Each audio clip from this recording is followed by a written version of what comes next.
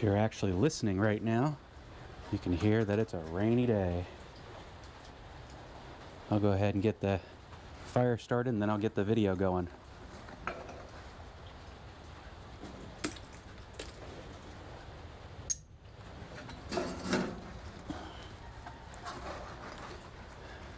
Gotta first get the, well, what the heck. I'll go ahead and throw up the video.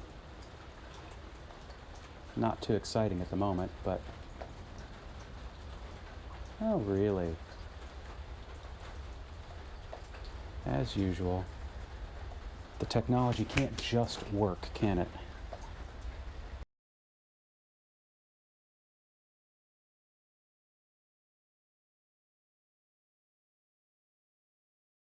Yeah, GoPro.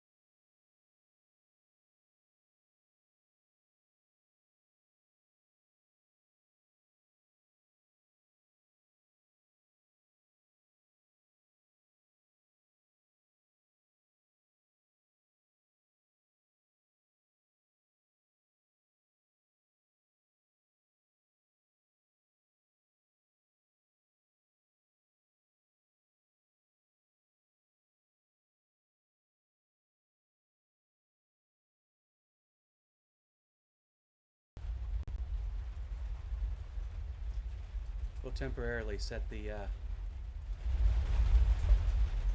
audio up to be the MacBook, so at least you can hear that. But yeah, I'm becoming less and less impressed with GoPro. The more I own it and use it, the more I realize that it seems to be mostly a tool for people who aren't trying to live stream. Their media mod seems flaky.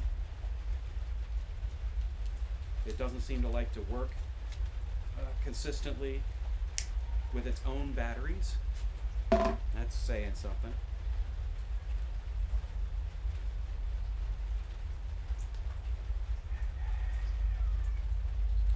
Before I went live, I had to start it up, shut it down several times just to get the device to see my mic.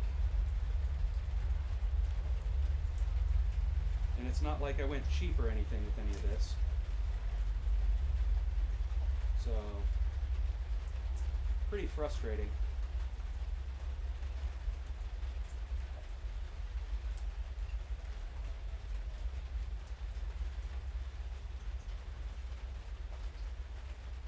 Power it back up again.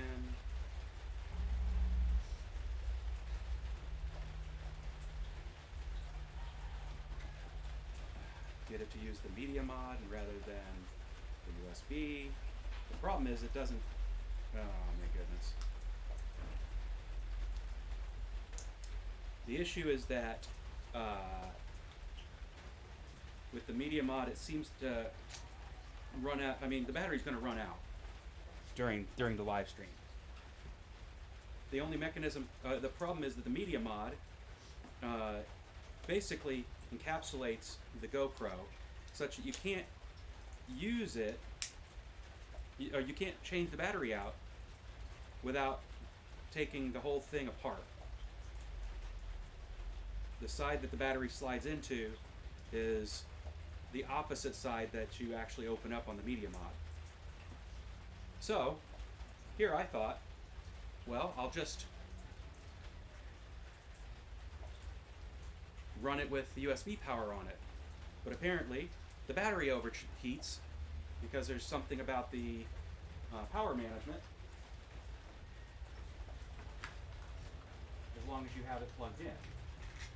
So now I'm seeing basically run with battery for a while,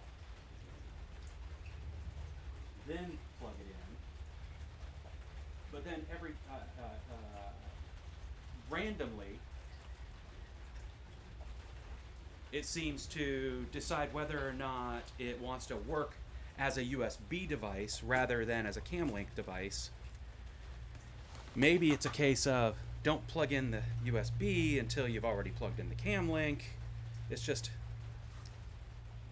technology, ain't it fun?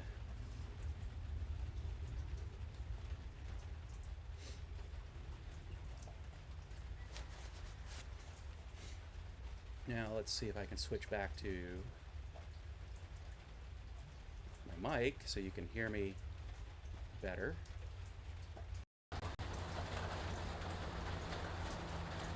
Let's see. Yep, looks like the mic's working. I can dial back the rain. All right, let's give this a run.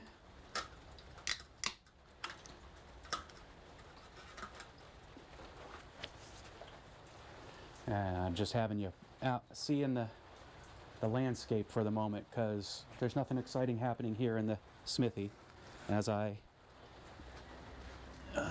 get the ash out of my, but I'll let you see that too. It's not exciting content, but it is what I'm doing. I'll even zoom in because I can do that now.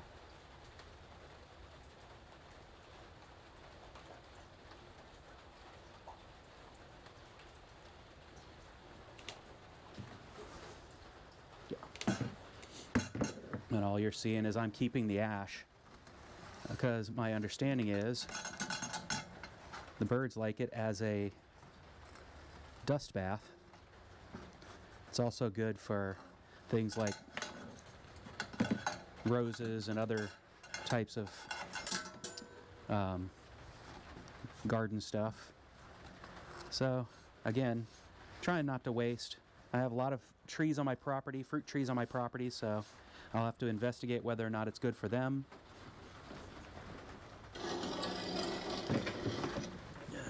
Clean out the tweer.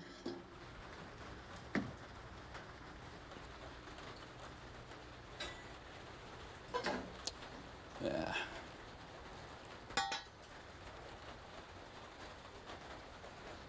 Put this up higher so I can get under it easier. I've told you all about the dial-a-tweer before. The channels running all the way around, so I can decide to open up more or less of them. Let's go ahead and blow out the ash that fell into the tweer.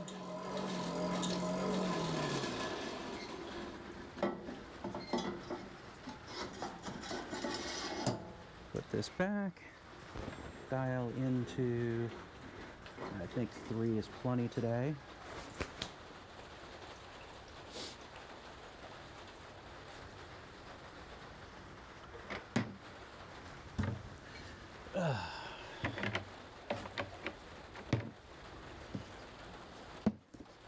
Close up the ash bin.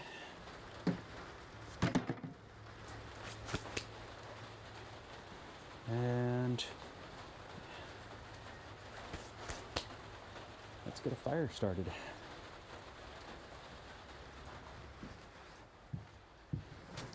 I keep some dry paper inside the little barn here, little shed.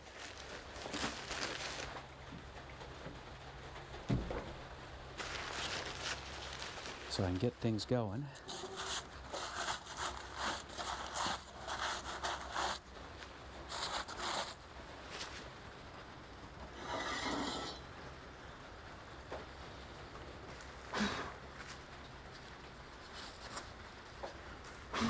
There we go.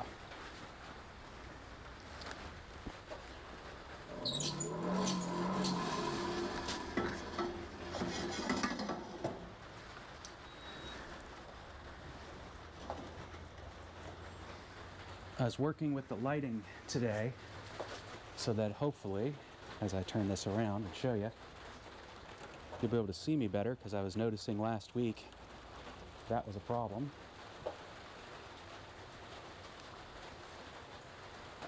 Yeah, I think that's a bit better. I'll go ahead and this fired up.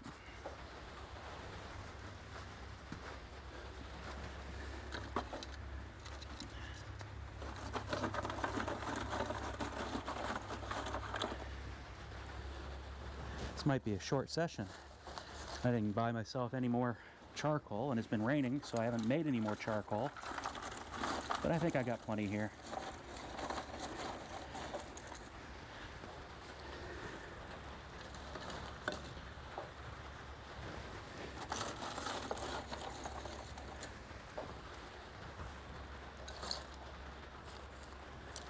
Okay.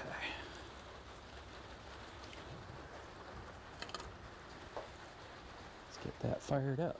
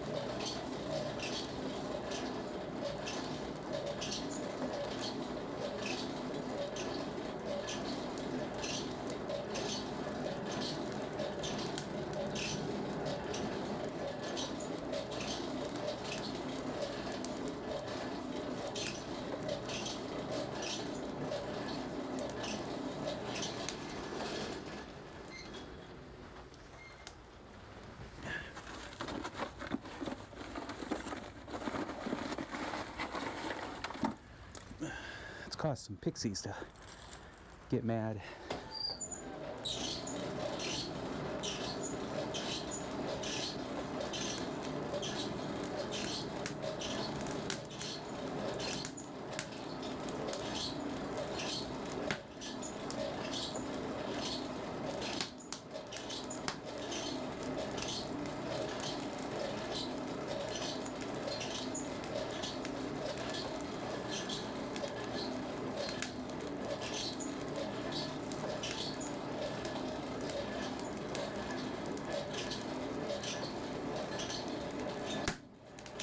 There we go.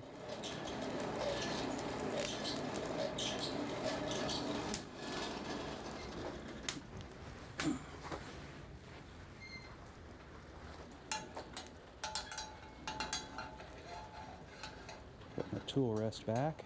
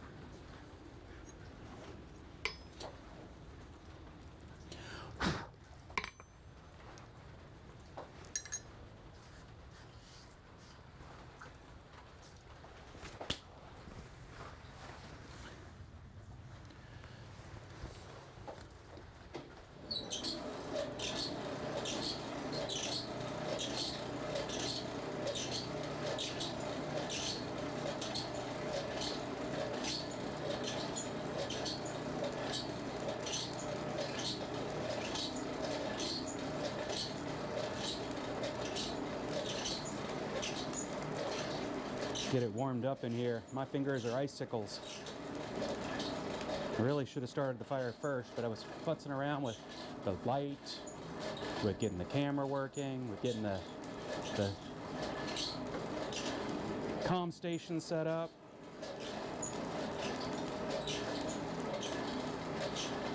Normally I expected that I'd get it all done pretty quickly. Feed the chickens and the turkey. Now I'm gonna have to do the chickens and the turkey after the whole affair.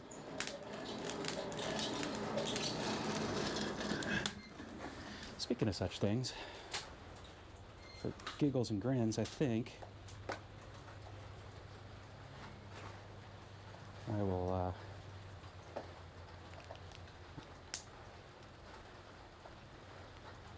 just get myself a little video. Radish are number one on the list. Of the fire starting up.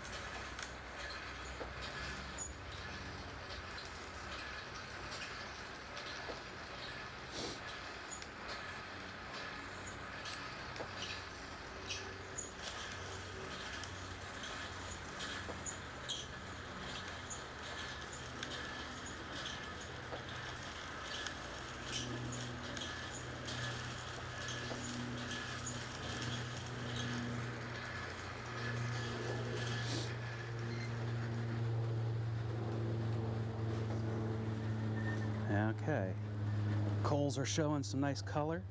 Throw some more on top. Break up some of these big pieces first. Too big to actually serve very well in creating a hot fire.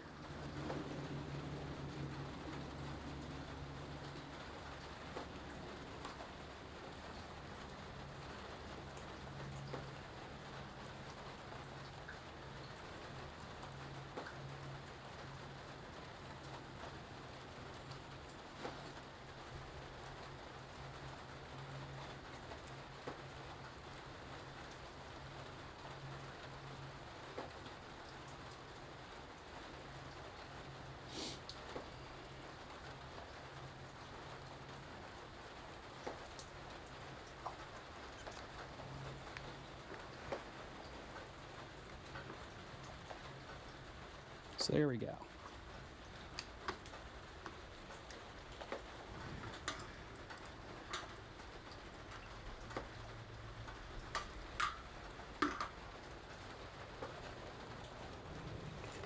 Break up a little bit of this. There we go.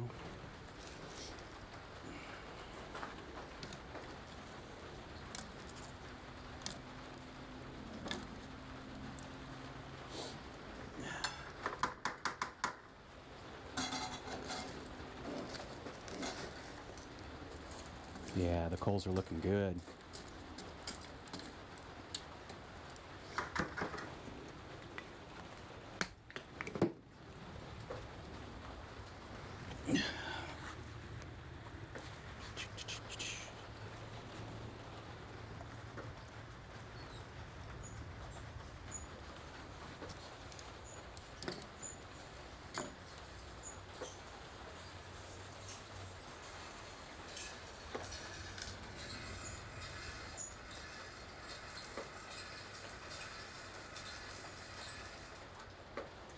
Sorry about that. Figured it was long past due that I post something to TikTok and Insta regarding blacksmithing for a change instead of chickens. So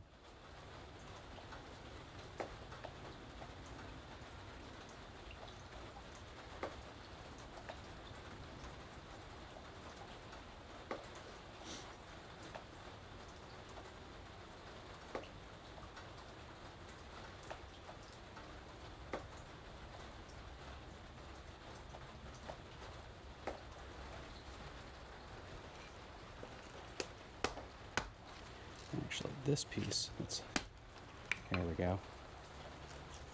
Anything bigger than about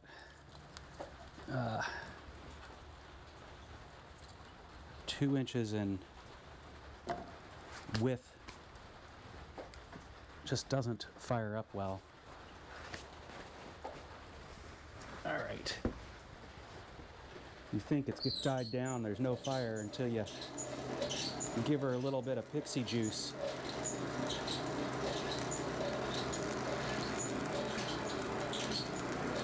And then all those angry pixies come popping right out there.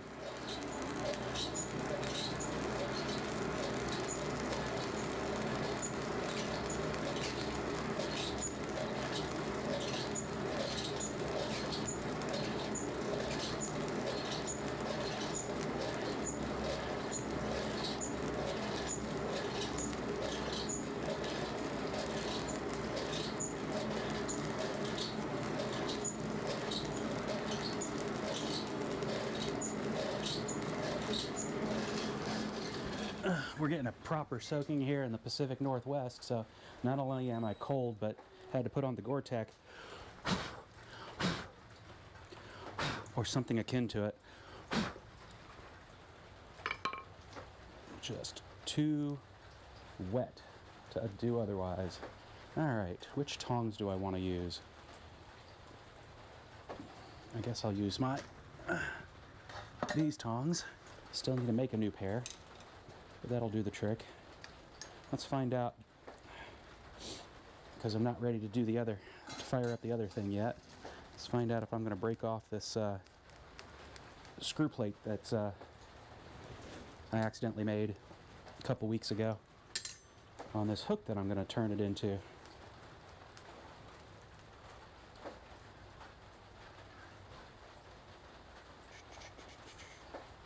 All right.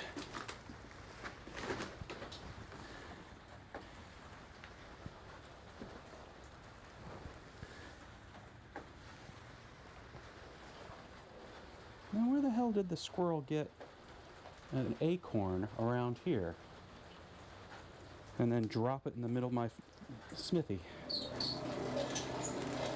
Actually, it looks like could be an acorn, it could be, I'll have to open it up and see. Pretty sure it's an acorn.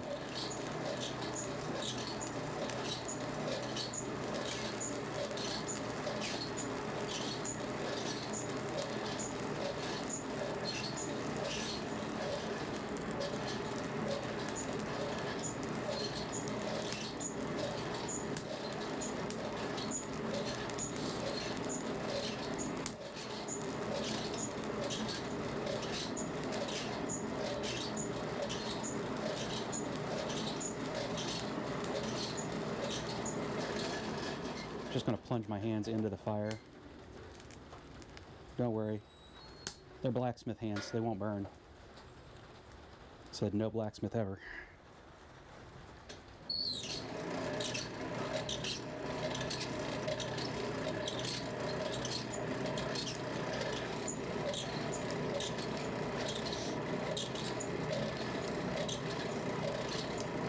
Oh, these poor fingers of mine.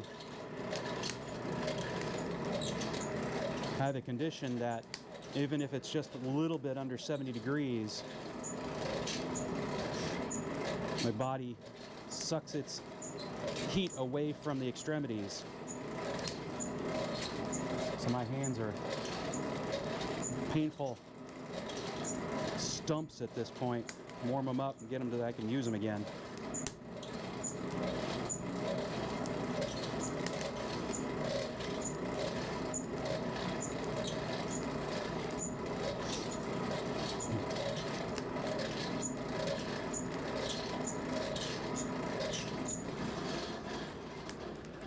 Surest way to solve the problem has always been to just have a stiff drink or a beer or a glass of wine. Nothing to actually get me intoxicated, but solves the problem. It can be a weak beer for that matter, just so long as the alcohol kicks in and, I don't know, thins the blood or something. Vasodilation of some sort.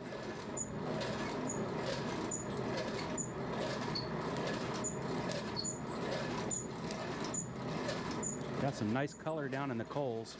Let's see if my the piece that I'm working is anywhere near making that useful. Put that up there just so it's a little higher. This long piece of rebar I'm working into a shepherd's hook is just really hard to work with. Oh yeah, look at that. Already worked it up into a nice color. All right. Continue drawing it. I'm pretty sure that's going to snap off.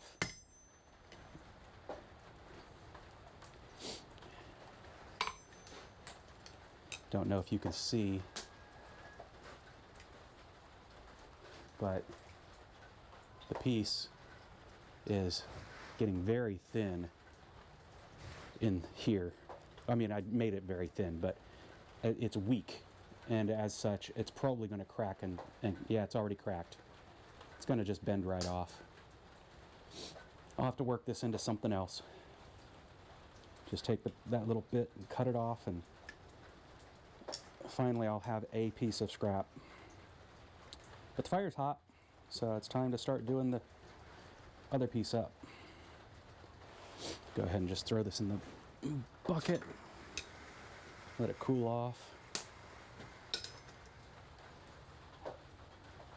Get this piece started warming up.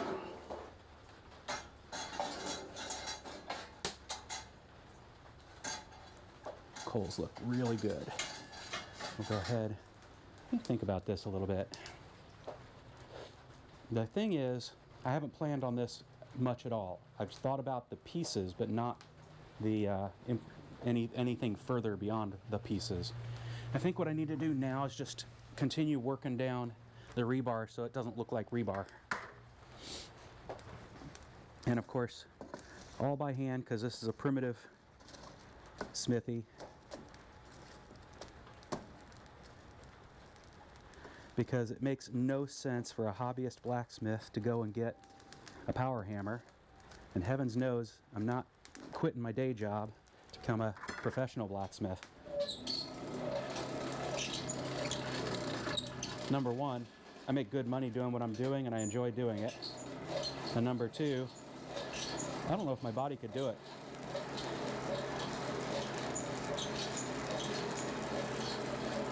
Working all day as a blacksmith instead of working at a keyboard, which is what I've done for, how old am I now? Well, I mean, 35 years I've been working in a keyboard. Hi, beautiful. The pixies are nice and excited. Oh, you brought me out a beer? It might be, I mean, is it a good breakfast beer? That's the question. Yellow Mambin Midwest Fruit Tart. Oh, Ooh, that does sound like, 10.1%. huh? 10.1%. Oh, that's a strong breakfast beer.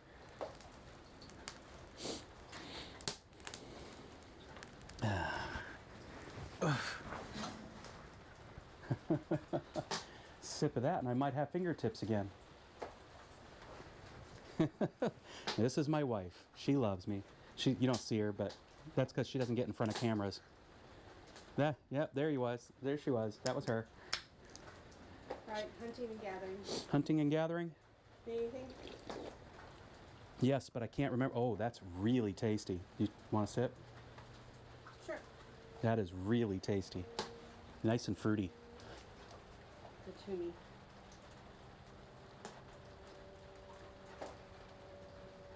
Oh yeah, wait a minute. I promise I don't drink beer all day long because No. I don't need to, but I'm out here in the freaking cold today. Beer, we took, like, how much sugar in that time? I typically drink a beer a day, and that's on a really busy week of beer drinking. Normally I drink about 3 beers a week at most. Yeah. There you go. You need anything? Like I said, I probably do, but right off the top of my head I can't. Oh yes, at least half and half, if not heavy cream. Okay. Well, I figured that much. Okay. But other than that, right off the top of my head, what I know I need is the stuff that I was going to make all those into little bantam eggs into pickled eggs. Beets. No, Beets. I have no beets and an onion. Beets and an onion. That's it. Okay. Beets and a sweet onion, preferably. Okay. I'll do my best. But if not, then a white or a yellow onion. No reds. I want to get the reds from the beet juice. And it'll be pickled beets and eggs. I don't know if I can just get beets. All the beets I've ever seen are pickled already. No. The canned beets? I'll see. Yeah. Okay. Well, I mean, the worst thing is if they're pickled already, then that just adds to the flavor of the pickled eggs. But no bigs. And then I'll end up boiling up all those eggs. They're not hunting. They're getting the hell away. Right. We're going to say hi to Mom. Okay. I didn't get a chance to feed them, so if you wanted to give them some grapes, I'm sure they'd be happy with you. I'll feed them after the live stream. I don't have to food. Okay. I have my regular, I'm going out food. Okay. Love you too. Huh? Yeah, definitely you could sprinkle seeds there. I typically put their seed and grains on the other side of the blue thing so that the rain can fall on it and it might sprout.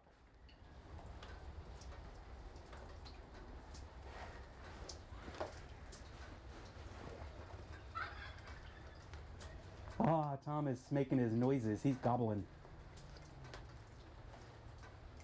Good morning, Tom.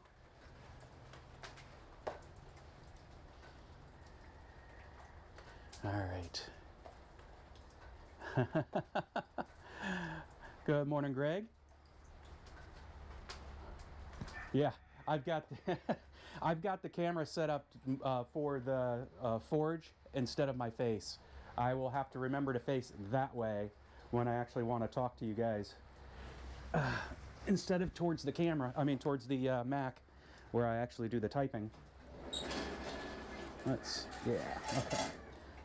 bury that down in there a little bit.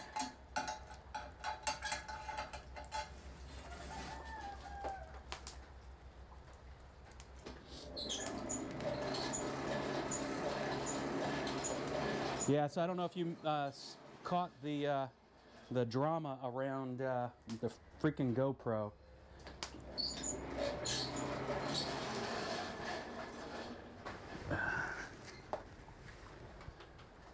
I don't need to keep zooming on the camera at this point. I mean on the fire at this point. I'll pull back out. I will.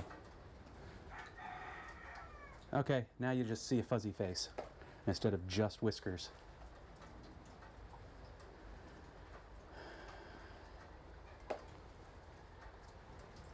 Yeah, my forge, my bellows monkey hasn't shown up yet. You say you can barely hear me. That means I need to turn up the mic profile. You should be able to hear me better now because I'm going into the yellow.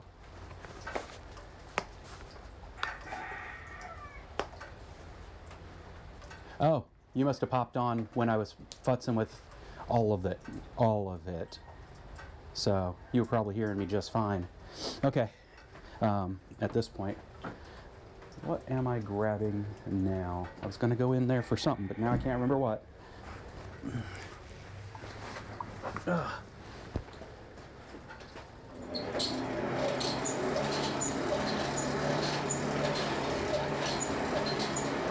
So I can see that the forge's fire the coals that were doing a good job of warming up the rod. Now that I got it buried in there, I can see the color traveling up. Let me pull some of these coals this way, and I think I need to shut down one of my holes so that I can push it back far enough to not overheat the fishtail. And it's not too hot yet to touch. No, not yet. There we go. Yep. That's warming up the area I want.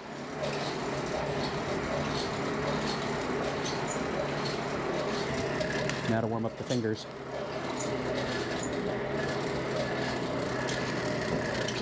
Hey Greg, is the lighting better this time? Now that I've moved the light?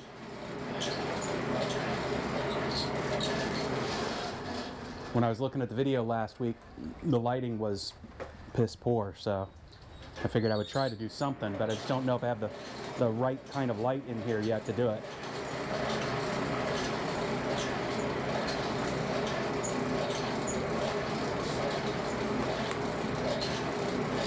While this is a primitive smithy, it doesn't mean I don't have power at all. Number one, of course, I have all the devices that charge off USB and have batteries. But then I run the Mac and my phone off of a portable power bank that works both AC and DC. Turns out the DC isn't strong enough to charge the Mac and keep it on. But it is powerful enough to charge the phone. And so I end up switching, I do DC for the phone and AC for the Mac. And yep, using the right power brick for the Mac, it's keeping it fully charged. Whereas I was using another power brick that it would slowly drop in charge. And that was not horrible, but might as well keep it fully charged if I can. And I've been out here for, well, since about 7:45. So for about an hour and a half, give or take. It's been keeping those things alive, plus the camera when I can actually keep the camera running on it. And I've used 8% of the battery, so I am definitely not concerned about running out of juice. Yeah.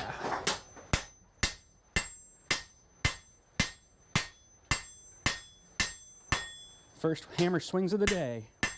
Well, no, that's not true. I did swing the hammer when I was trying to see if that piece was going to break on me, proving that it would. So, there you go. First productive hammer swings of the day, unless you consider learning something productive, which, yeah, I guess you do. I do, so. All right, I need to put that further into the fire so I can get the heat further back. I might end up having to take my my separator brick out just so I can get the heat where I need it. All right, let's lower this. Come on, there we go. What you just heard me lower. Here, I'll show it to you. Set this over here for a second. assuming it doesn't roll it off. Okay, good. What you see is I designed, forged, and fabric cobbled this together. Jake helped me with some of the welding because he was just learning his welding skills at that time, so it was like, might as well have him work it.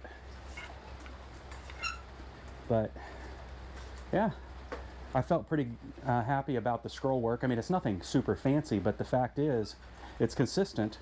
It actually does sit level, and you know, isn't ugly.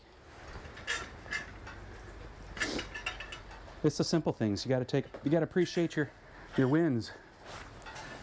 All right, right about there is where I need it.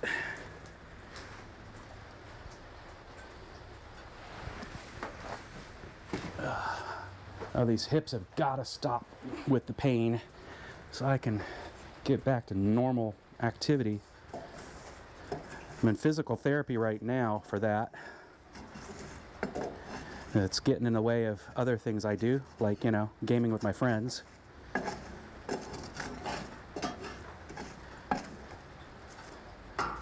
I am 100% nerd. If there's something nerdy out there, I'm probably part of it. Ren reenactment, steampunk, D&D.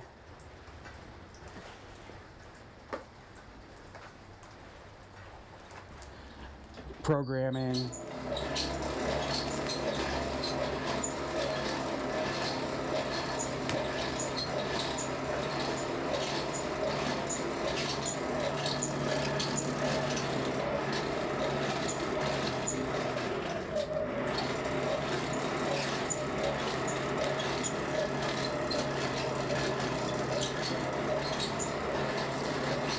I just realized with the angry pixies that I'm missing a layer. Let's go fix that. That's what I was going in here for.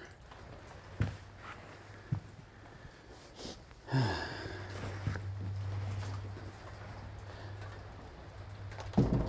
know, there are some activities I do out here getting things started up that feel almost spiritual. Like there should be some sort of chanting or, you know, credo statement as I do it. Firing up the fire, putting on the garments.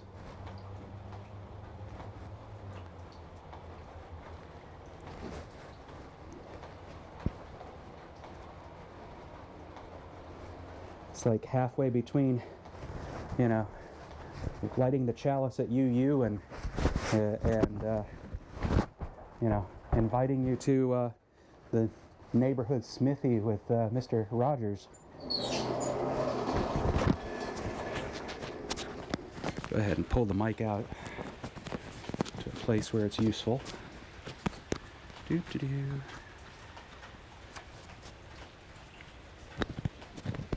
And hopefully it's useful here.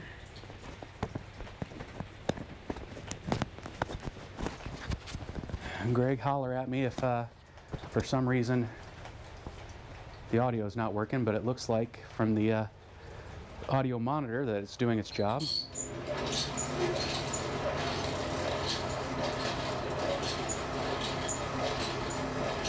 Looks like I might have to turn it down just a hair, just so that it, you're not constantly dying of the bellows turning. Yeah, but it looks like the boys are probably otherwise engaged this morning. My neighbor. So I'm the bellows monkey this morning.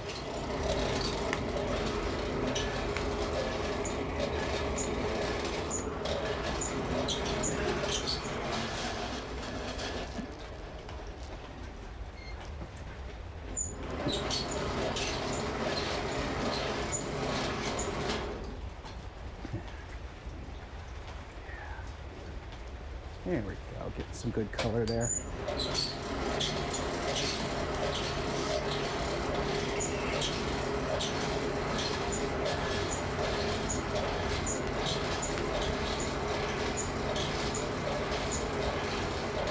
see now, here, I'll bring you in so you can see it better.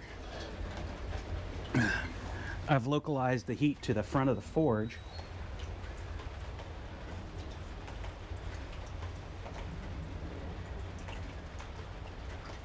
Click on the wrong place, there we go.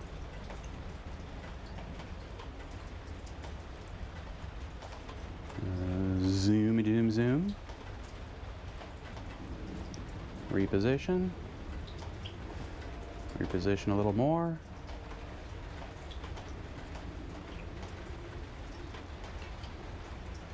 And reposition even some more. No, it's just, that's not the right angle.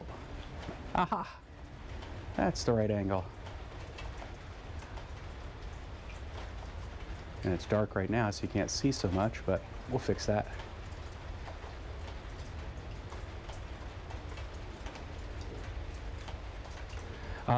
It will support as many cameras as I want, and I'm very tempted to get another camera. Of course, that means it'll allow me to use the GoPro in, continue to use the GoPro, so I'm not throwing away anything. I think I'm going to grab Christina's camera, wherever it has disappeared, and put it to use, if I can. I believe it'll mean I need to get yet another what do they call it, a cam link or some sort of device like that, but we'll see. Or I may end up having to get, instead of just this cam link, get a device that can handle doing multiple inputs. But you can see now, well, maybe you can't, but the fire is localized to the front 2/3 of the area that's inside there in front of the wall. And the wall's just there to make it so that the charcoal doesn't go wandering. It's not there for any other reason. I'm just going to keep this up so you can see have the light. And I've pushed the wall, that's why it's not moving. All right. Yeah, I probably am going to have to move that wall out of there. All right, we've got enough heat in the area I need to move. Bring it over here and start moving it.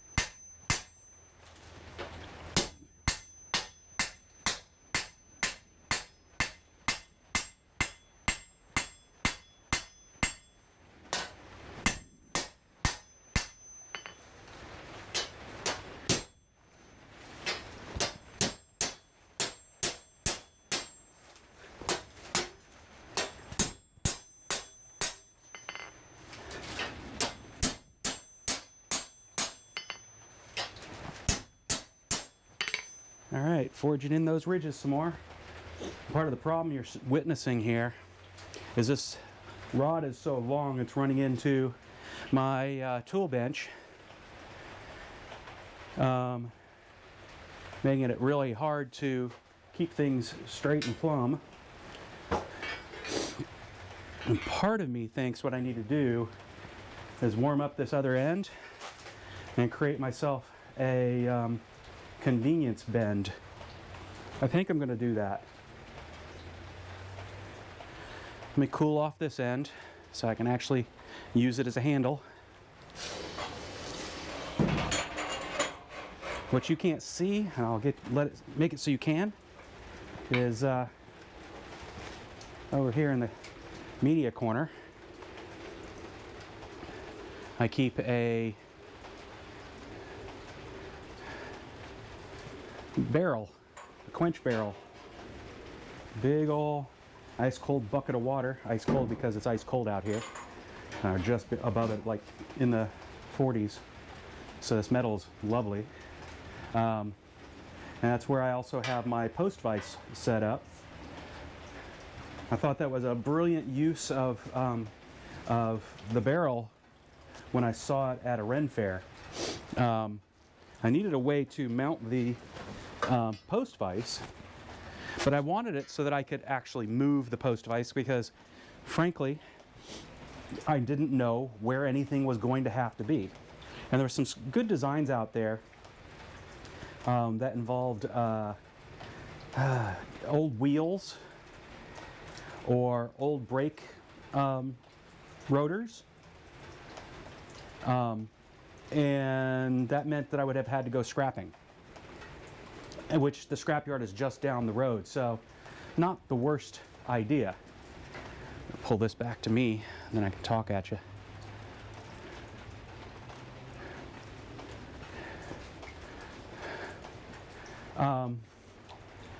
Like I said, the scrapyard is just down the road, but I also am cheap.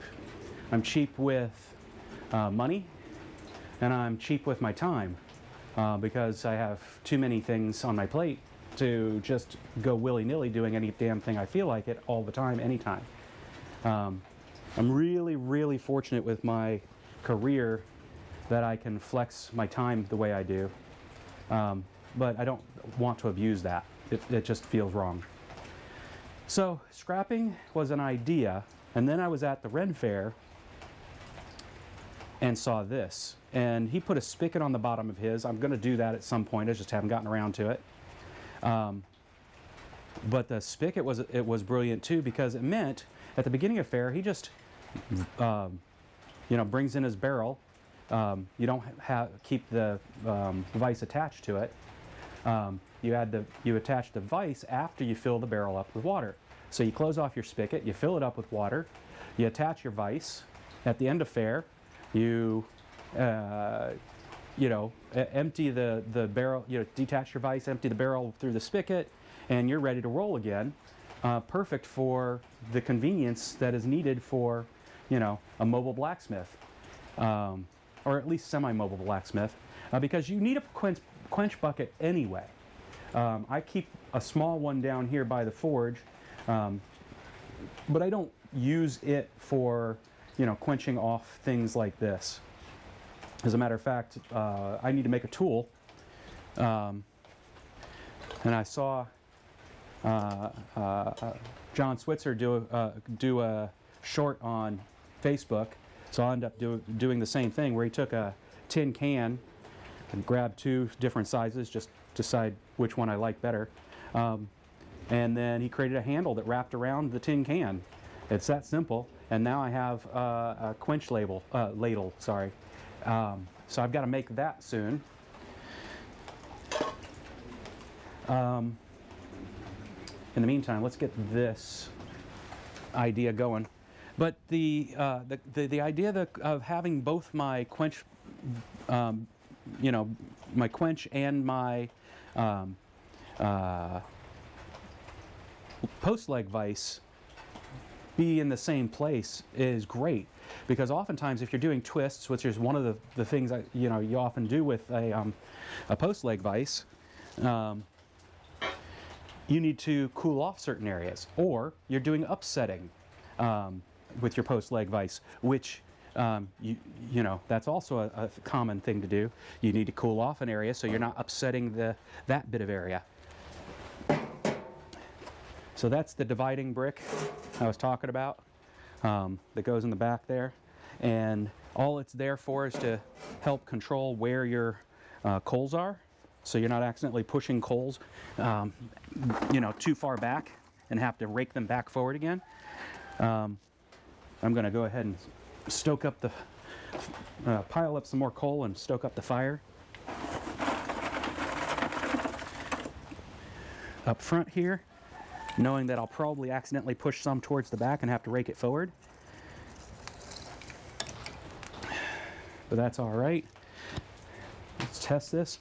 Another thing John Switzer taught is, if you ever want to test the heat of something, use the back of your hand. And the reason is simply, it was an excellent reasoning on his part. If you go like this, your hand, wants to move this way faster than this way. And there's a chance you could actually grab it or hook it and burn more than you meant to. With this, at the back of your hand, you'll curl away. So But that's nice and cold, just like I expected it to be. Next thing to do is see if we can create some convenience bends here. And all a convenience bend is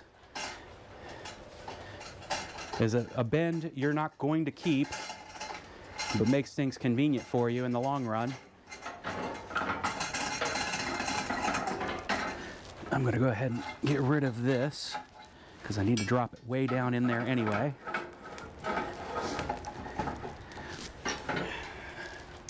All right. Where can I put this? I don't want to put it someplace that, there we go, right there. But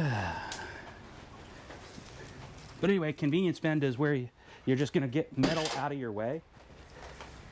You don't make it a sharp bend, and then you can straighten it out without too much stress to the metal.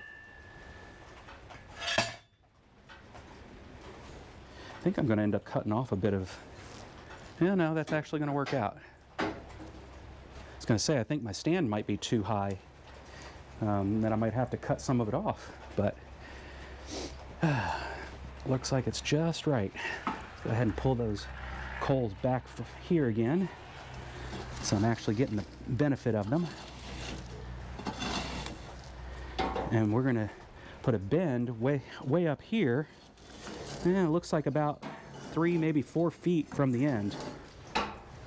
I purposefully got a nice long piece of rebar so that I could actually make this in 1 or 2 pieces.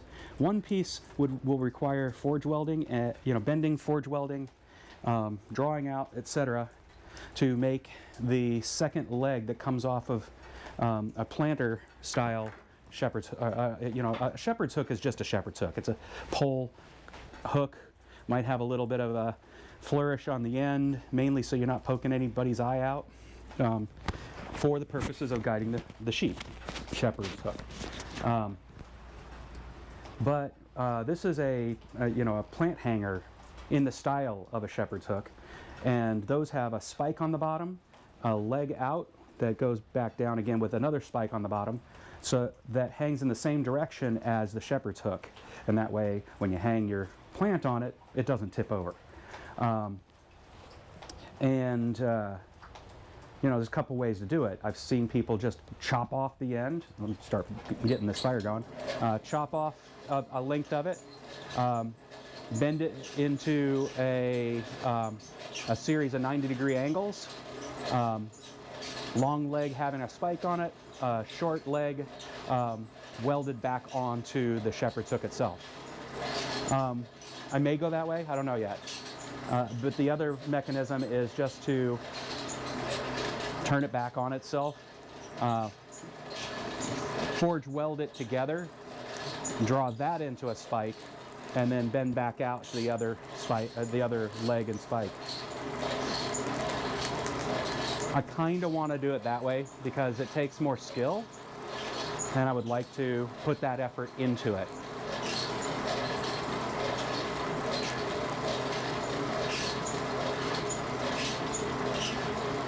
Skill as a blacksmith. I mean, don't get me wrong. There's skill as welding in welding too, but skill as a blacksmith, and that's what I'm trying to accomplish here, is show my love by, demonstrating that I'm pretty good at doing something that lasts.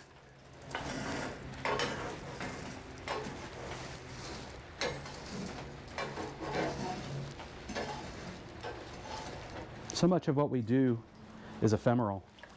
I don't know how many programs I've written that are still around today.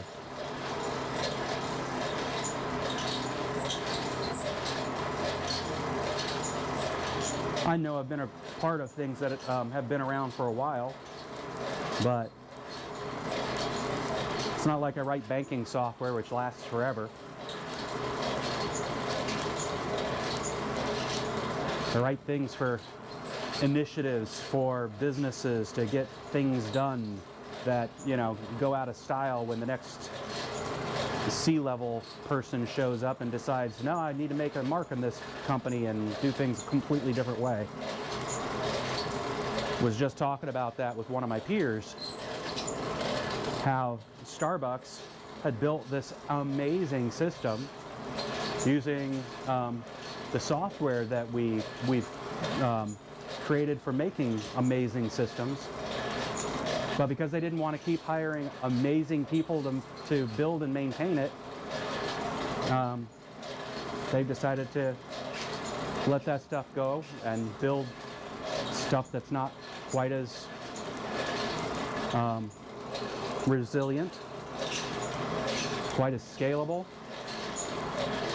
And that way they can commodify the talent necessary to build it. And the fact is, sometimes you just need to pay for talent. Now, people get all bent out of shape because they have to pay $1,000 for a sword when they have absolutely no idea what amount of effort went into making that thing. The amount of talent involved in doing it.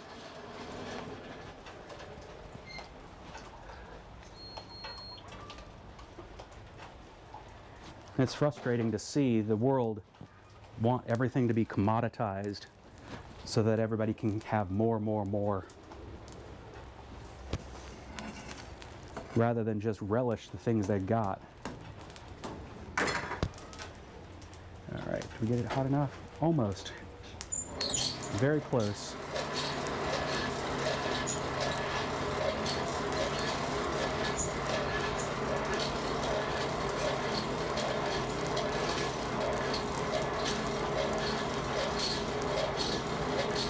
This thing definitely heats up steel pretty fast. From ice cold to ready to bend in a couple of minutes. People are always surprised what you can do with just charcoal and air. So many years at the Highland Games with my friends, I miss that. But it was always done with just charcoal. Lump charcoal, not that crap briquette stuff that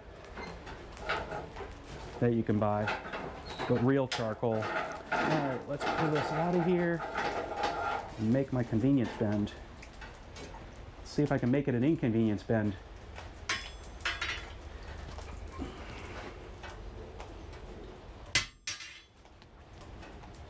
I can't swing with the left hand. Just that simple.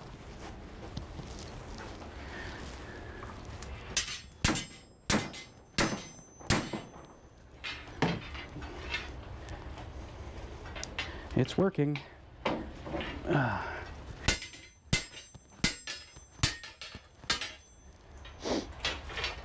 what you're seeing is the limitations of how much space I have to work with.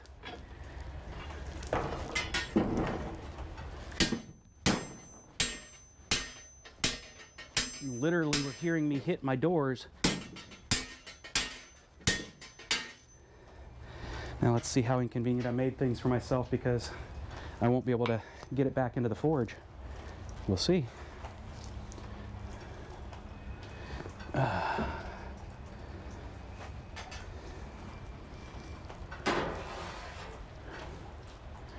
This is the first test of whether or not I'll be able to do complex bends and so forth in this forge. And I am so tickled to see that that worked. Oh my gosh.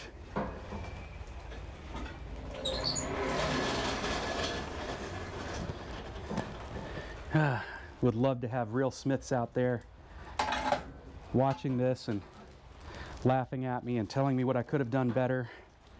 But I am very tickled to see that this actually fits. Oh, there's one mistake I was making. Don't go under the hood. Oh no, I see what was happening. I was actually hitting the hood and didn't know it. Yeah, the far side of the hood. All right.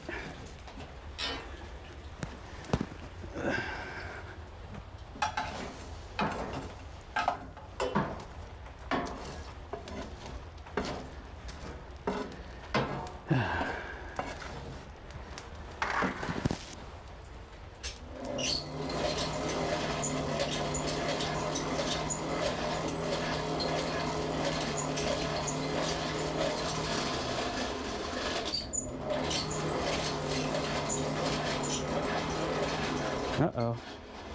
That is not making angry pixies. That's an indication I've clogged up the air area by pushing down on it. There we go. That's probably got it better.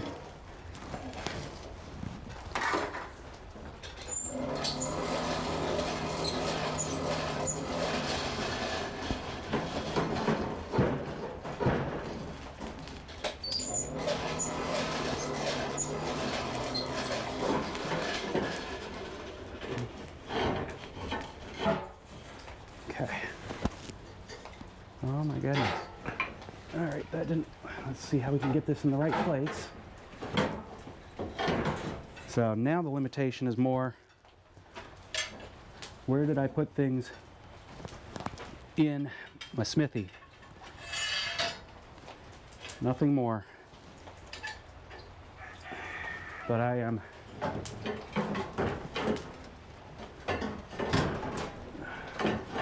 damn well motivated to get it to work.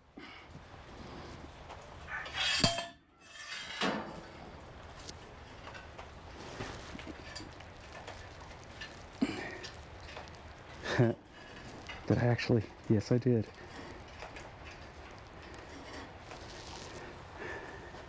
I got to a height where that is now sitting on the set screw. Isn't the most stable thing, but we just move this a little bit closer and then I can drop it below the set screw.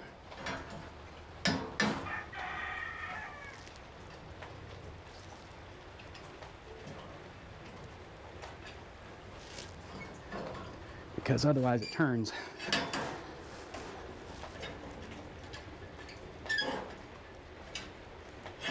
There we go. I actually found a theoretical limit. Not theoretical, applied limit. Applied limit to how high I can put my stand.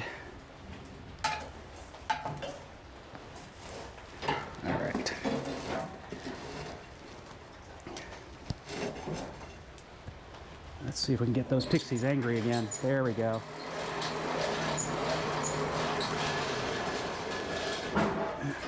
Put this in the right place for it. We should be able to get fired up. Fired up!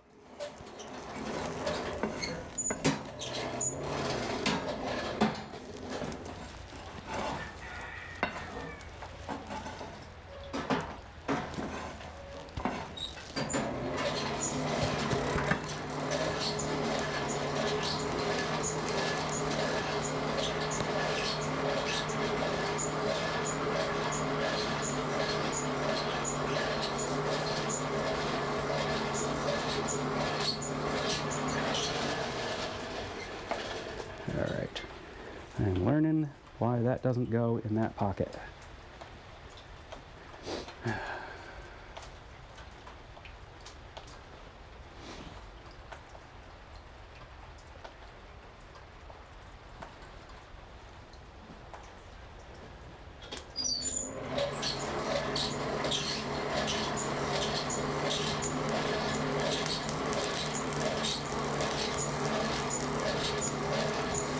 Get those coals up to a nice heat, and then I can stop for a minute, let it soak. The coals will die down, but the soak will work. The heat from the coals will soak into the metal.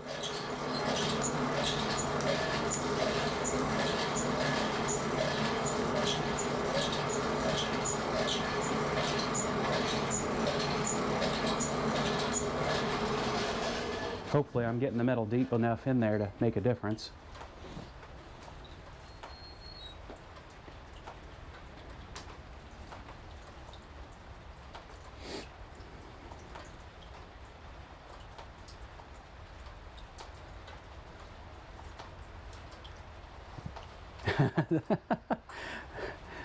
All right, now I am seeing, it's funny, trying to figure out how to get YouTube to show me the chat stream is driving me nuts. Like, that's hard to do. But I now have that up in front of me so I can actually go back and take a look at who's been saying what. Hello, my love. The chickens have yet to figure out how to turn the crank, AJ. Otherwise, you know, I would do that. A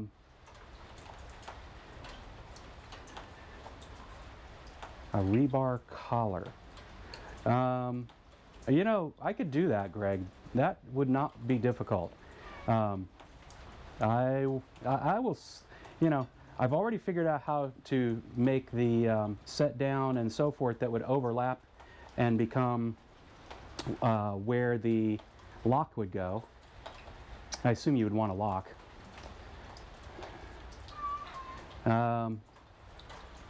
Yeah, there was a time there where the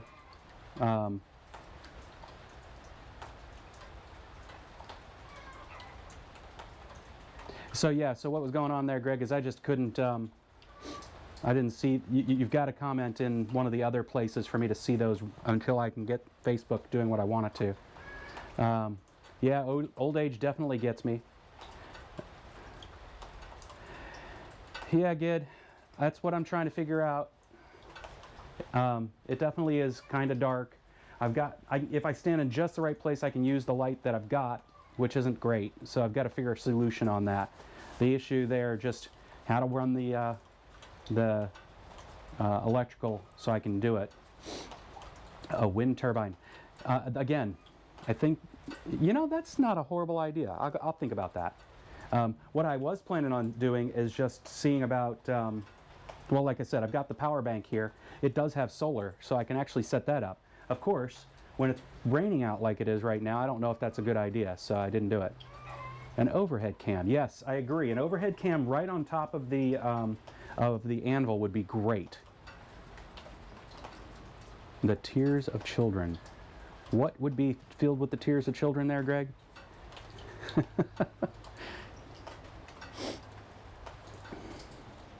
All right.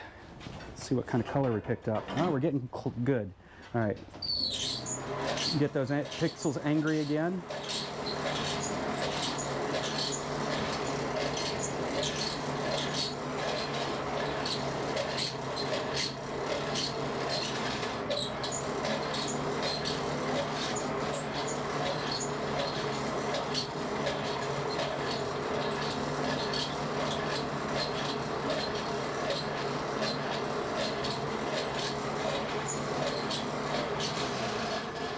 I'm going to see if I can burn my computer in the process of trying to get my my rebar to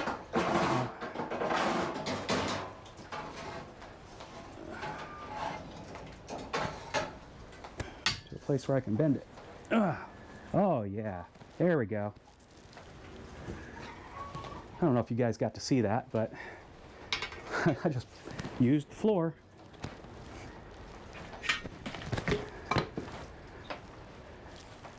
And my own weight, bent the rebar right around. There we go. Now it should be more convenient for me to do things with. And I can straighten that back out later because that's not too sharp of a bend. I mean, it's not, you know what I'm saying? I didn't put any right angle, I didn't put any corners in there. No stress risers should come from that. So now I can cool that off and it becomes my new handle. I'll just go ahead and let that sit in there for a minute while I pick up my hammer. Groan about my hips.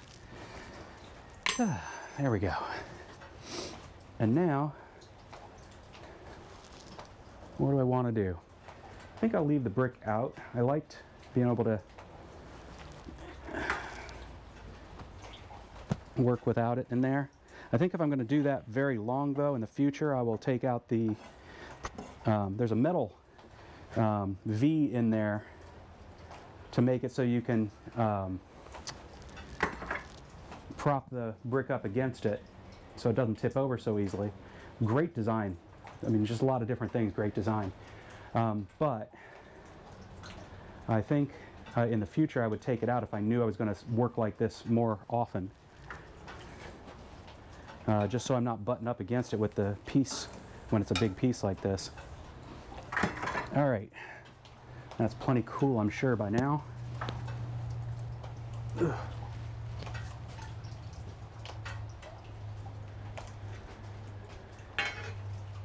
Let's test it. Yep, nice and cold. Ugh. And now I have a handle to work with. Now, in the long run, that may not have been the place to put the bend. I'll have to determine that over time. But the idea is, I'll bring this up here where you can see it better. The idea is I would take, you know, right about here perhaps, if I do what I think I'm going to do, which is I would take this, turn it around here, this, it would end up being forge welded in, which means you'd end up having metal here that's twice as thick as it needs to be. So then I would end up drawing it out, so then this would end up being about twice as long as that. So just sheer, you know, simple maths. I can do those in, where if you take double in one direction and you then bring it down to half that, you should end up with double the other direction. So that's the idea. Forge weld it, draw it out so that it's about twice that length, then of course bend it there. A forge weld will be stronger in further down you go typically, so it'll probably split a little bit right there, no big deal. It'll actually make it very clear that it was a forge weld at that point just because of the way it does it. And then make the leg out over here, make another bend, make this into a tapered point. This would of course be a tapered point at this end, and now you've got your finished piece. But like I said, I may have folded up too far because obviously this needs to scroll, and then needs to arch. And you know, I don't know how high up I should make that. I'll think about that. So the bend may not be where it's going to stay when it's all said and done, but it is much more convenient now to work with this than it was, and that was the point of the convenience bend.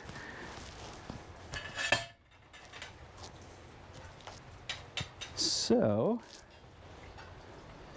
now I shouldn't have to go ducking behind things so much, and I can use the length of this to continue working further in on the rebar, making it not look like the rebar. Bring that here. And we'll actually bring it in further so that it has a good. All right. Let's get the pixies angry again.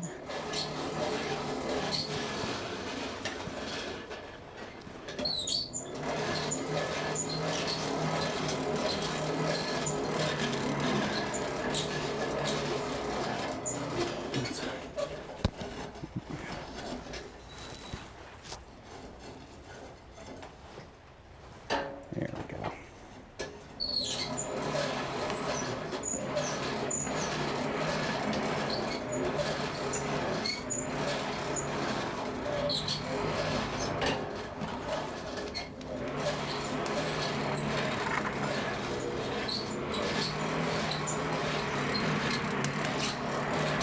There we go.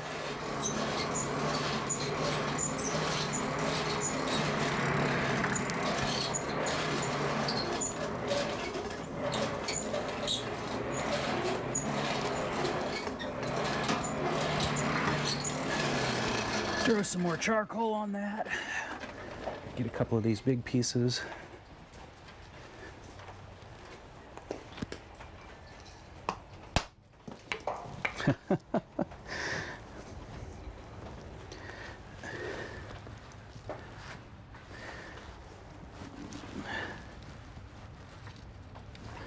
I don't know about anybody else, but I think it's satisfying hearing that pop sound, like the skulls of my enemies.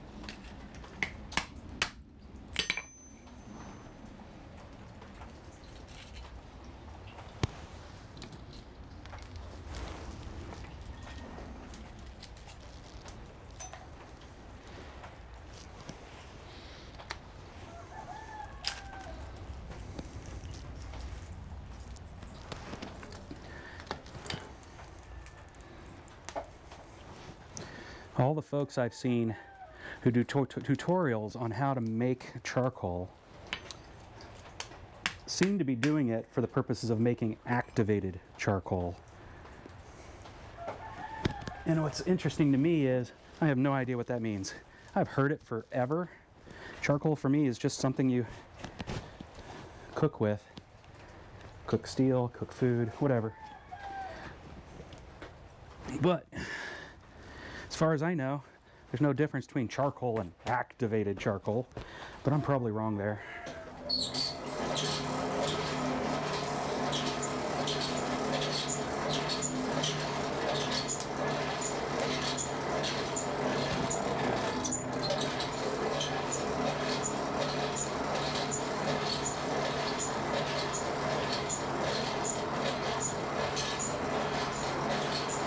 I guess they're using it for filtering water for homesteading.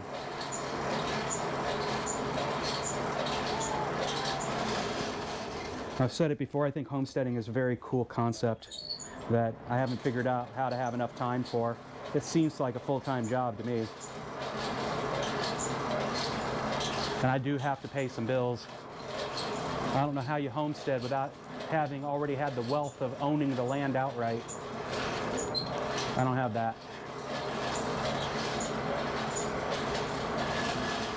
Feels like a kind of privileged thing that happens simply because you can have family passing down land. But I'm probably wrong there too.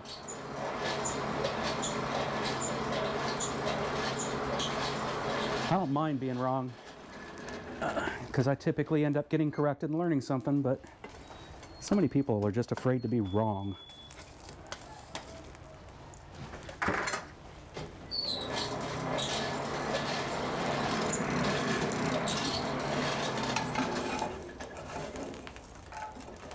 The system beat them into believing they have to always be right or else they're going to get beaten some more.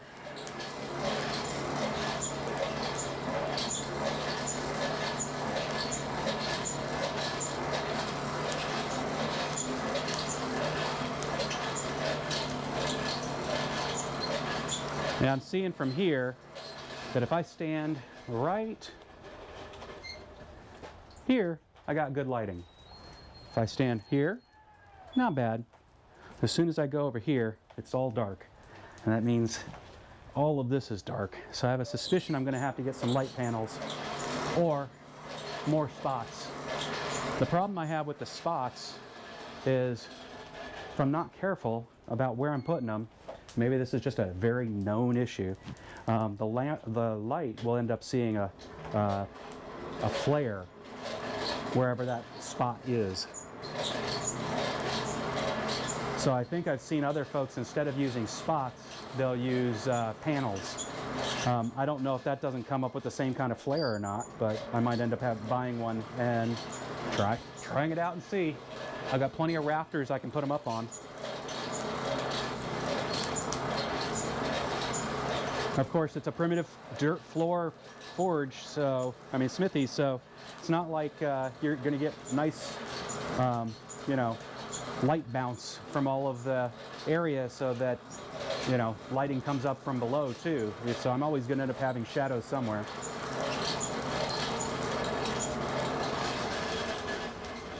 Let's see. Hot enough to start pushing down some stuff? Oh yeah, but I went too deep.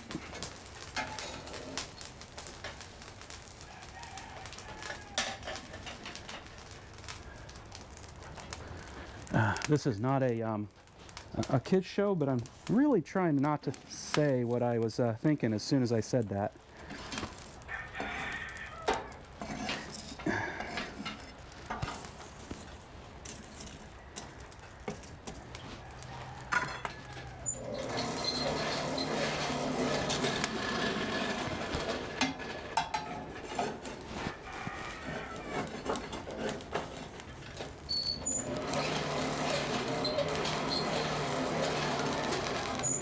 There's some angry pixies.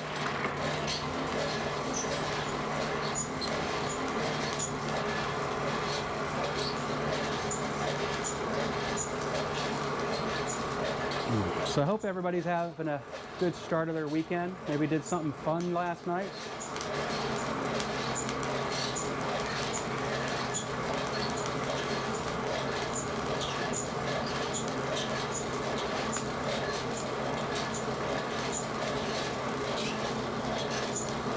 We didn't do anything special last night, but the night before we ended up attending a BTS concert.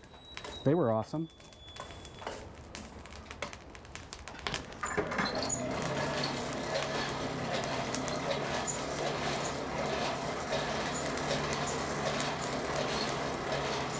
Of course, we didn't go down to LA to attend it. That wasn't going to happen. We did it online. But nice big TV. Great sound system. And some excellent talent. It was fun had by all.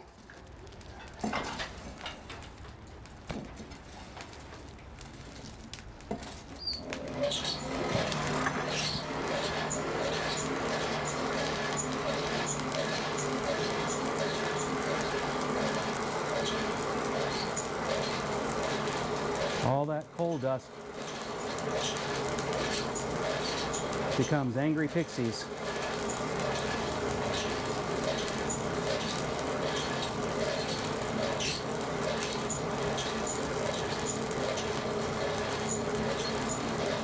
Trying to attack me and take down my beard.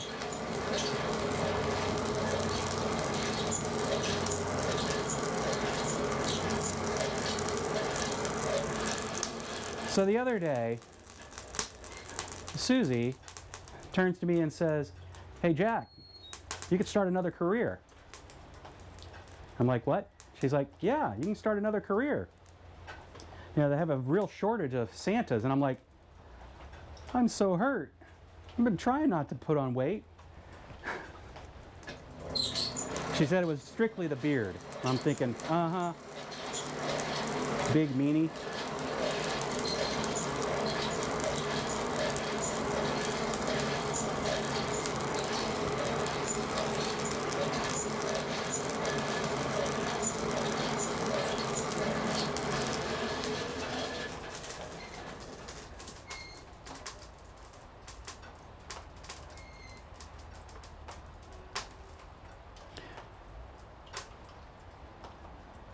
You think the side would be better than overhead?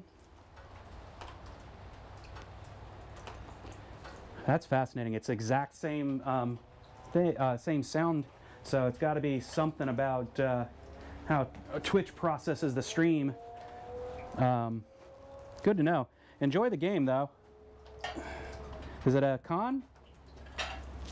Oh yeah, this is much better. I can actually hold the metal. It's hard to... It's still unwieldy. Freaking heavy piece of unwieldy metal, but better than it was. Don't hit the anvil, big dummy.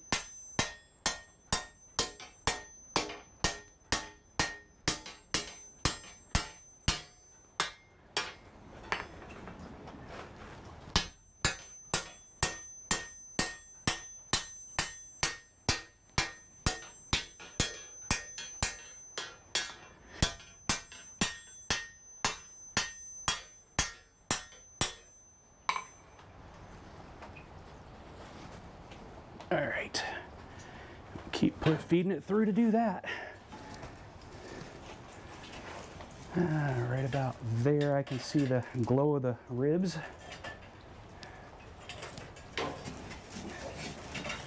Bury it down a bit. Yeah, flip it over. It doesn't matter. Okay, and right about there. Let's get that hot.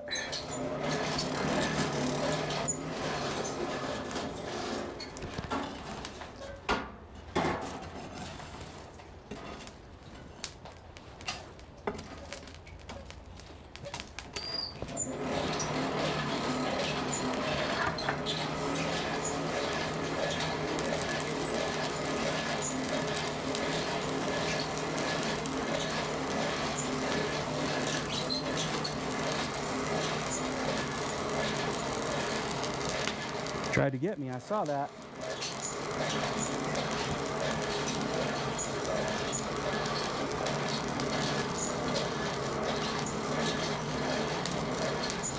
So this weekend, it looked, besides doing this obviously every weekend, this weekend I think the next project I have to do is build another chicken run.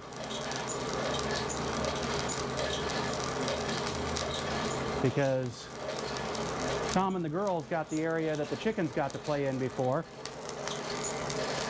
Did I tell you guys that I got a new turkey and 11 more hens?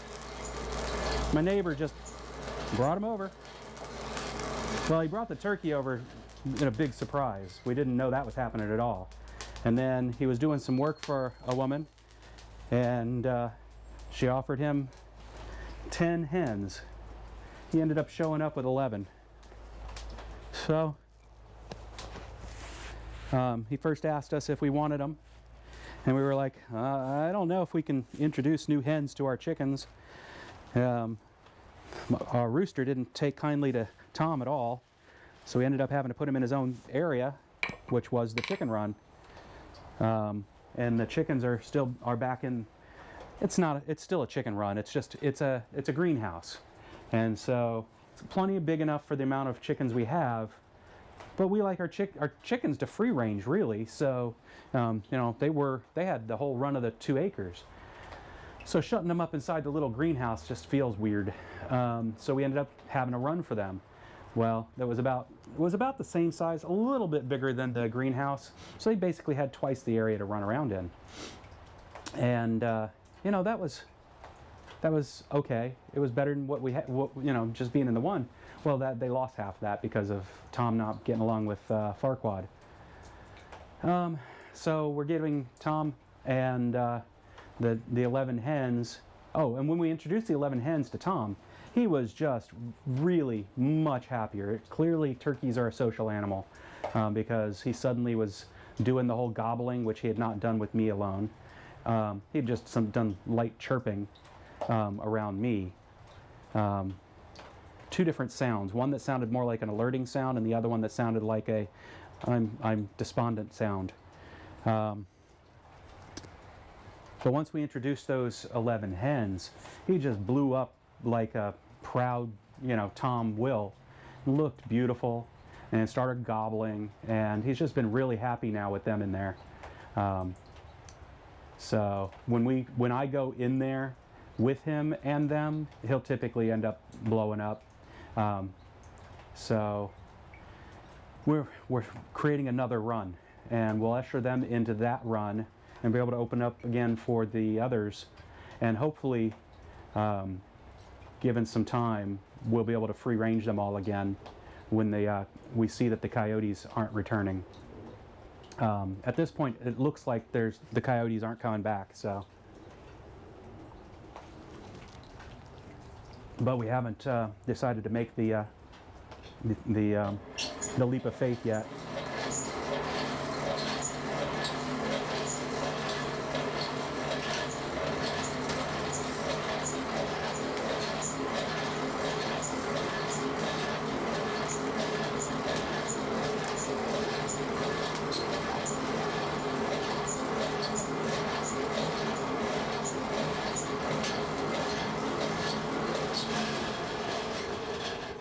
So I've got my tweer dialed back really quite a bit.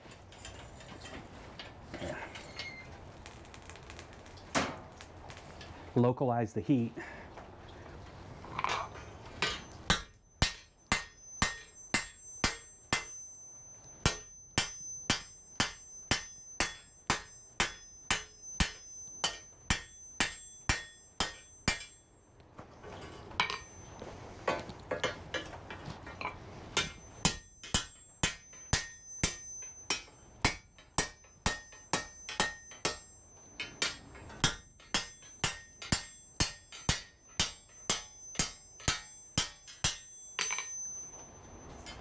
It's coming along, looking less and less like rebar. I'll keep at this for about another 30 minutes and then we'll call it a day. And I just realized I can make my life easier if I treat these like they're some funky tongs and throw my tong clip on there. And now I can actually turn this thing. Cool.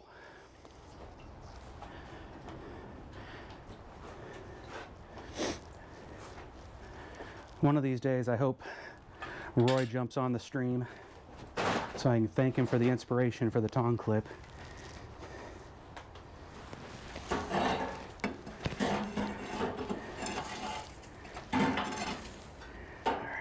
Grab that piece of charcoal that tried to escape out the back, pull her forward, get this in there for the next little bit. So yeah, I've only got basically 1.5 holes open, and when I say half, it's because hole number 1, unless you're doing just hole number 1, is actually more like a half a hole, so that that doesn't lose all of the air pressure out the front of the, it causes back pressure to occur, and that way the other holes get some love too. At least that's what they told me.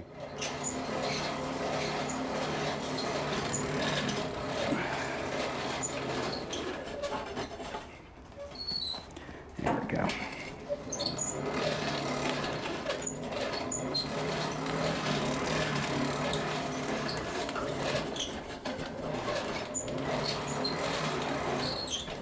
I don't seem to get clinkers, but I do end up getting the charcoal so small that it falls and blocks the hole. I assume I do this long enough, I'll have clinkers, but I've been fortunate, at least this wood has not created too much in the way of clinkers, or at least none that I've been able to identify.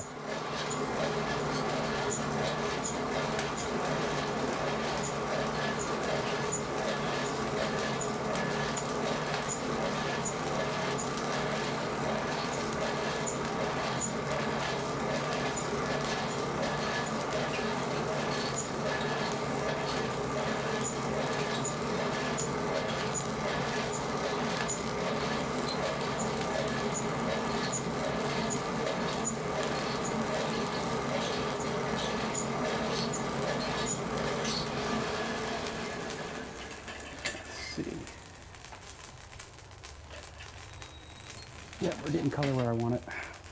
Might need this to be a little lower though. I can't make it lower. Interesting. All right, then we're gonna move it out.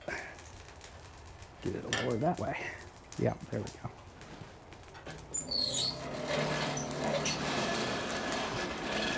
Might also help to put some charcoal on top to insulate the charcoal on the bottom.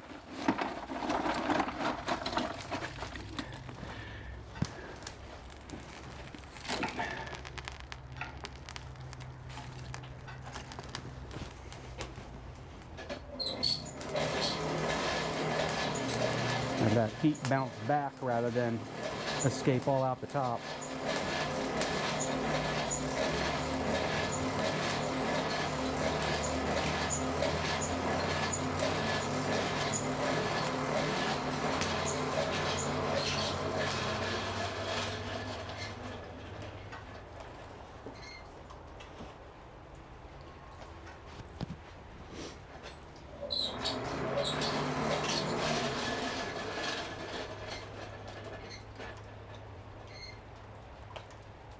Huh. An echo on Facebook. I don't actually have the mic on the Mac running right now, so it shouldn't be getting multiple sounds.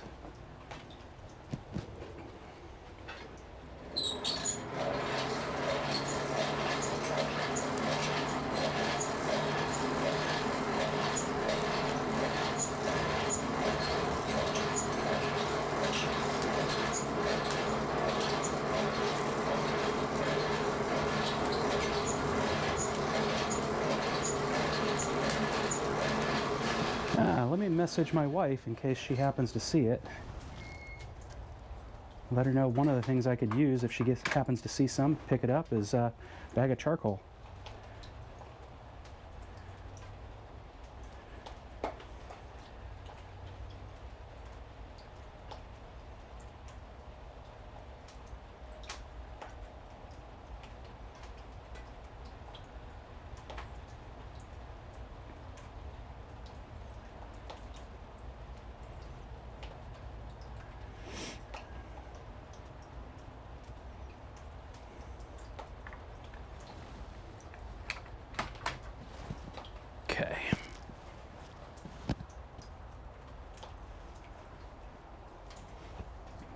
Good, good.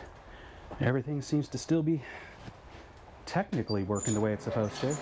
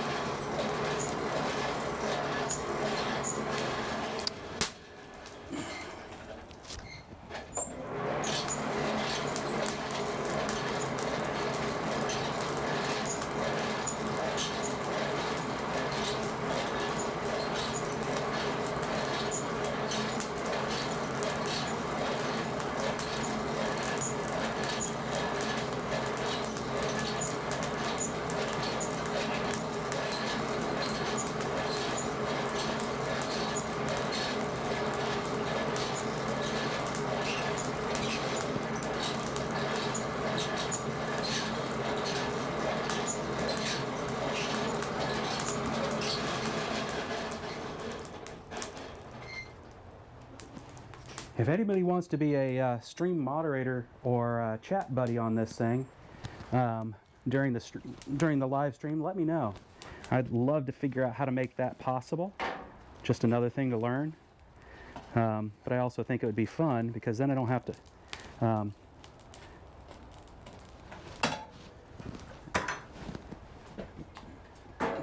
share just my own conversation points, but yours as well. Maybe be more capable of keeping up with other folks asking questions and saying things on the stream.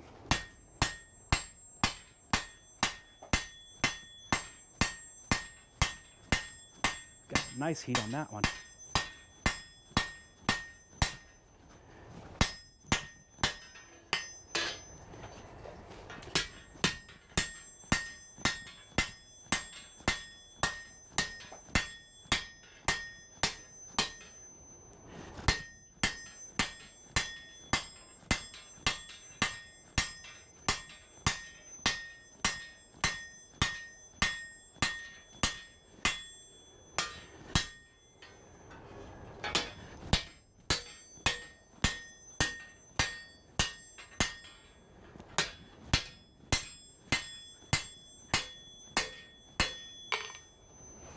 That's working like a dream. All right.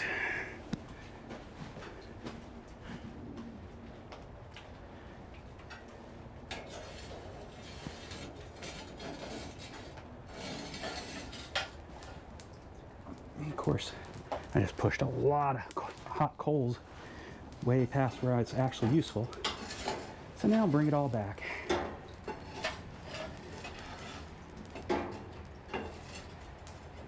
Definitely need to make this a better coal rake than it currently is. It's not bad, but its heritage as a scissor jack crank is only cutting so much.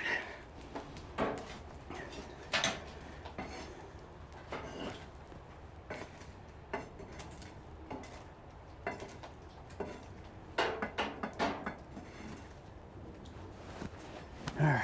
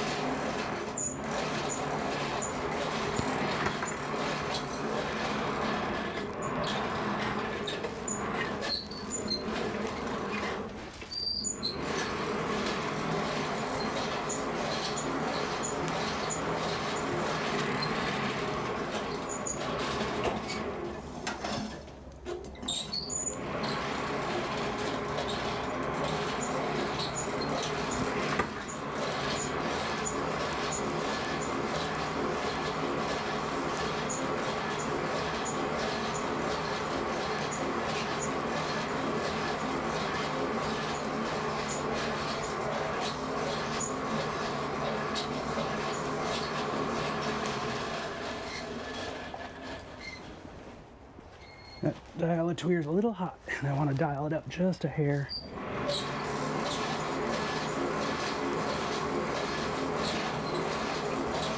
There we go. Get a slightly longer heat.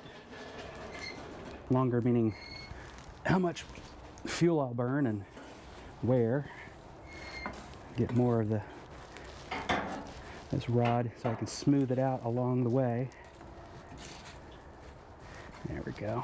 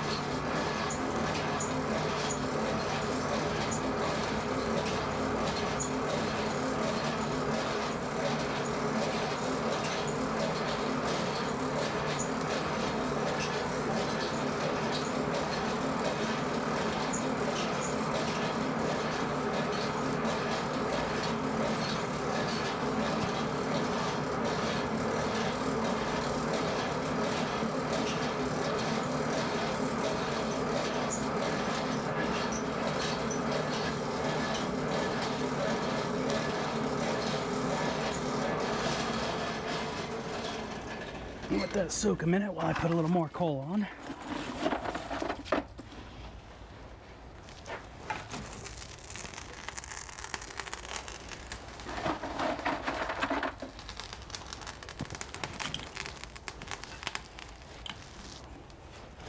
Let those coals start warming up while I work this. Beautiful.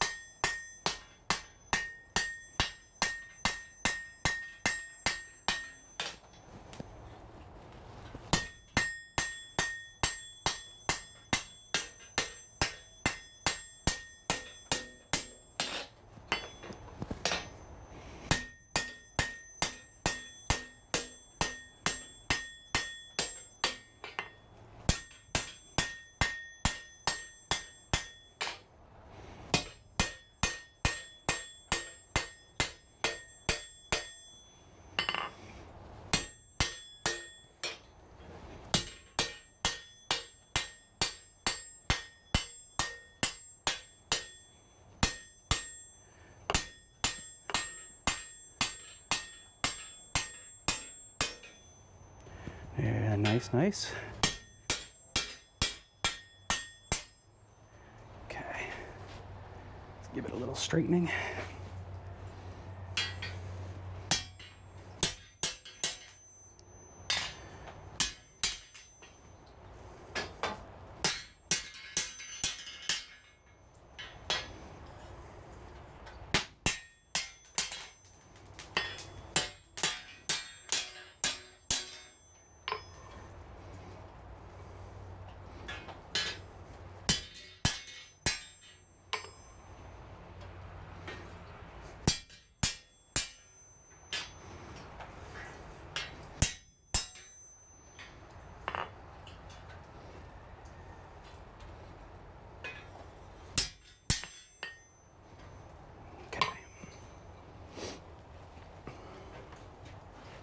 A little bit more.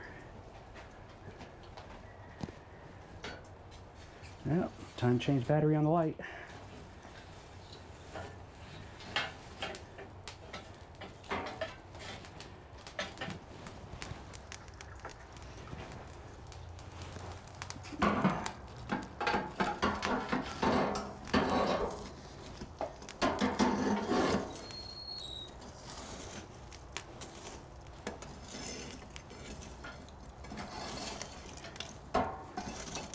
So most of the blacksmiths I follow online don't use charcoal in their solid fuel forge. They use coal And there's good reasons for that. It gets hotter with less effort, I guess. The fuel burn is slower, things like that. But what they don't get is one benefit of using, you know, lump charcoal or hardwood lump charcoal or whatever. And that is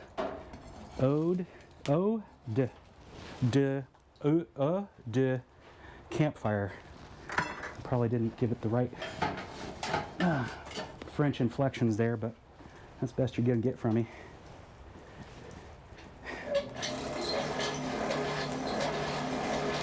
Unfortunately, my wife enjoys de campfire.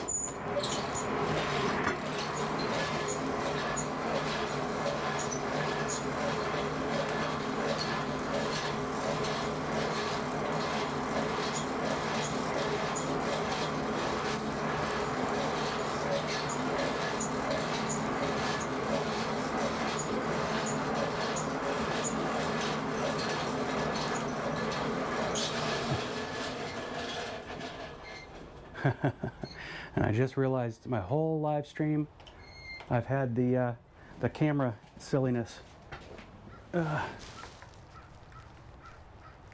on the screen.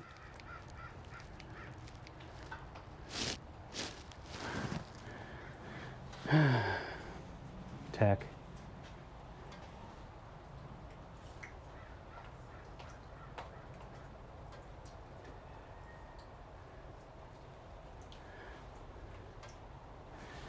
Oh, hi Lisa. Finally awake in time.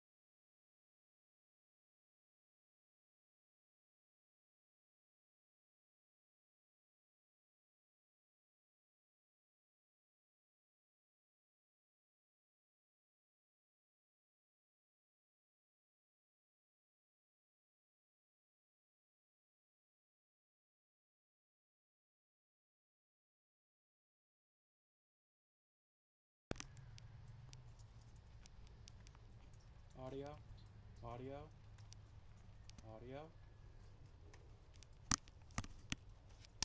Seems like we have audio. Maybe we have audio. Still the wrong audio. Oh my gosh.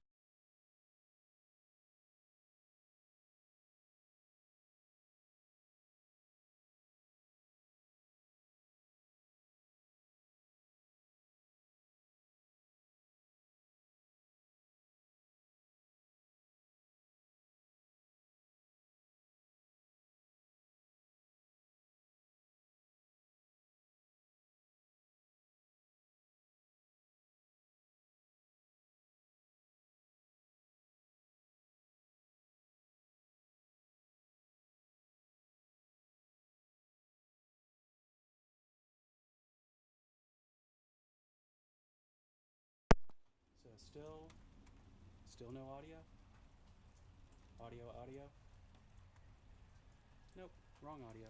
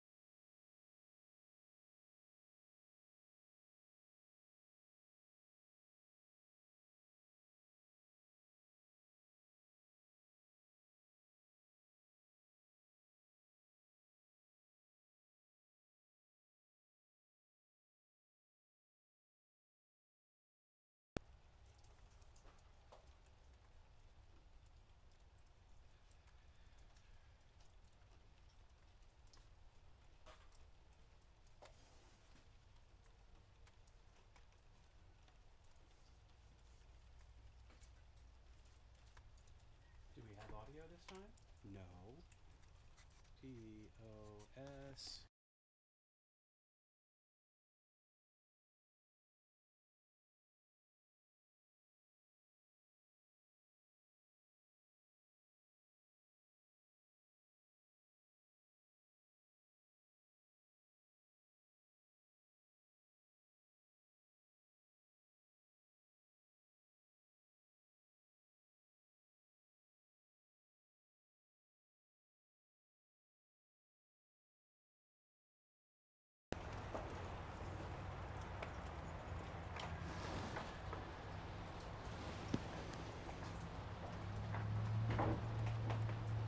All right, finally. Technology. You know I love it. Thanks, Gid, for letting me know. It is coming up on time for me to wrap, but let's see if we can use up the rest of this charcoal and we'll call it done.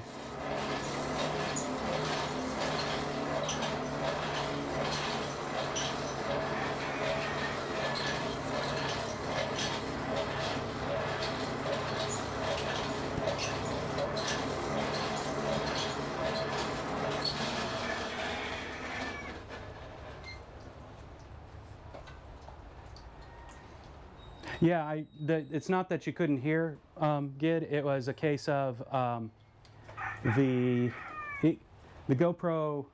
It seems like there has to be a specific order that I hook everything up, or else it doesn't see my external mic that I have hooked up to it.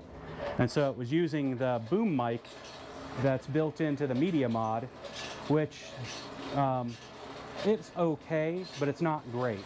I learned that through another session that I did. So it's kind of important that I get the lavalier mic on my collar to work.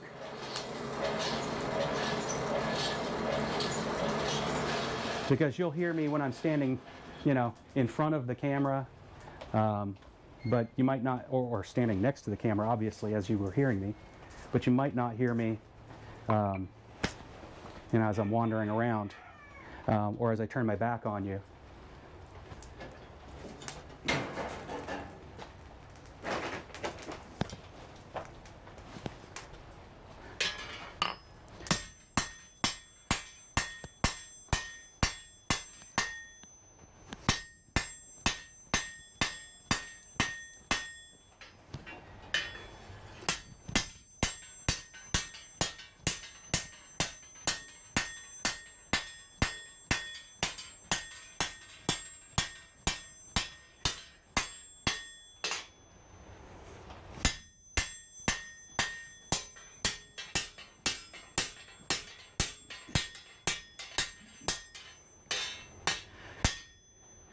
Be nice to have you here, Gideon, so I can hear your smartassery about how it basically looks like a, you know, piece of rebar.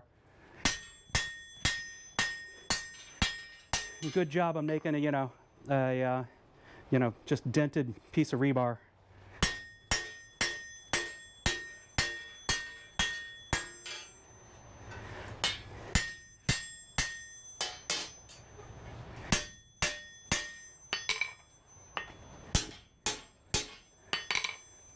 A slightly less rebar-y looking piece of rebar.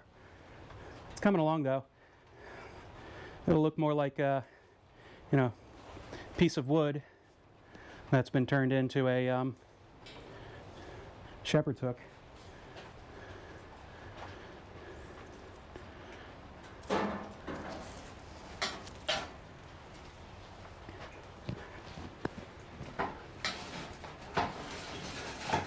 Get her buried in there good.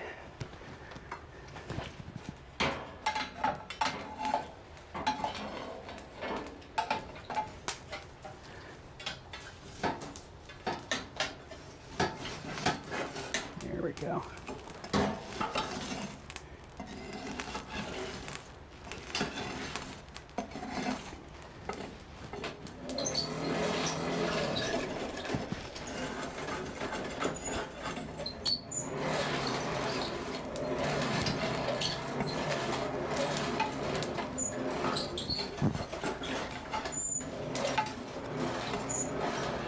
It's very easy towards the end of a couple-hour burn of just clogging up the ports with the coal dust, with the the ash.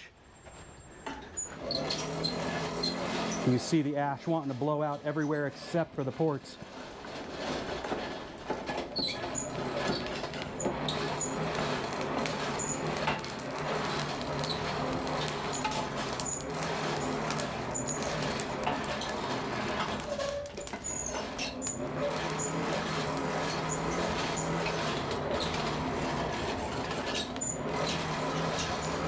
There we go.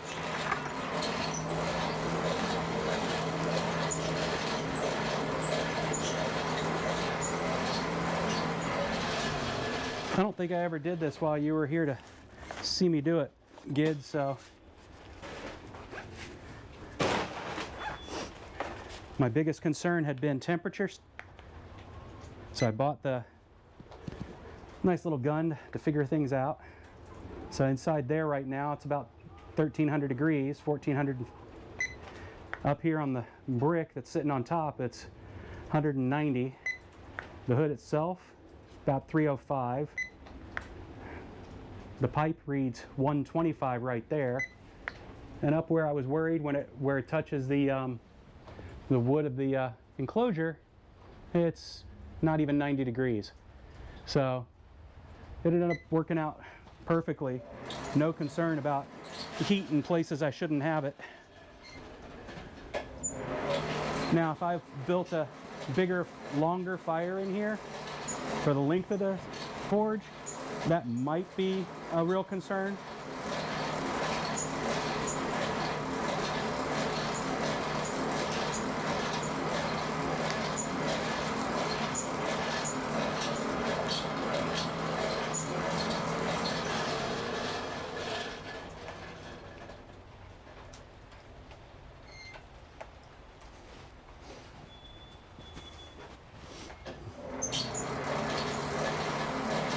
I'll get you out here being my forge monkey when you visit next time, Gid. I still have the apron.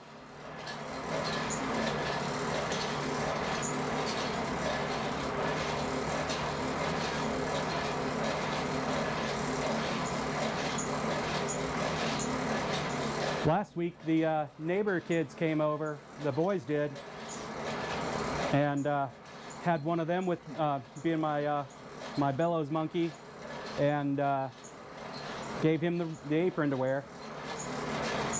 That was the older of the two. Made the younger of the two want to do it next time, so.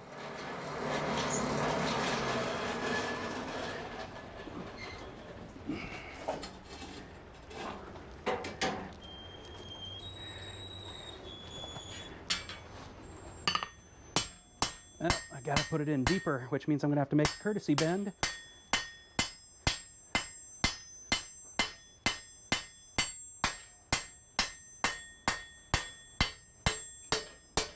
Again, biting my tongue.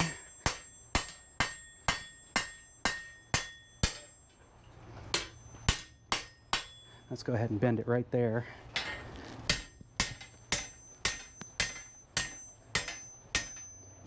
Get it up and out of the way. Let's see if that's going to fit in there where I want it to. Yep, it will. All right, bend it back down just a little bit.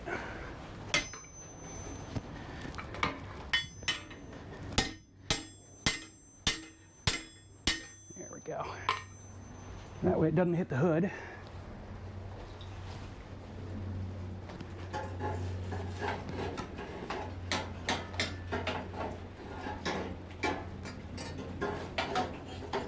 Huh.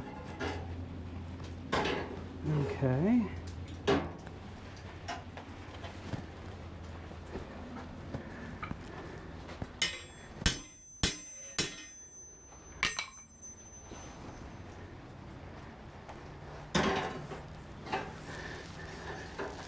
There we go.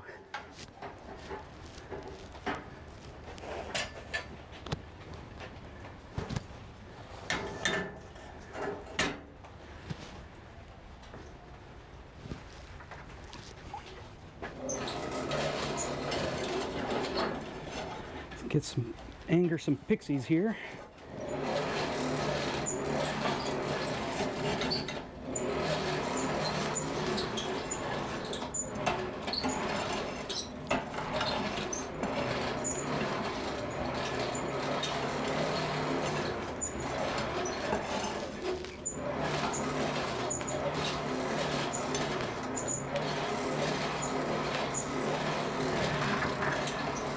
And we are fortunately almost down to the last coals.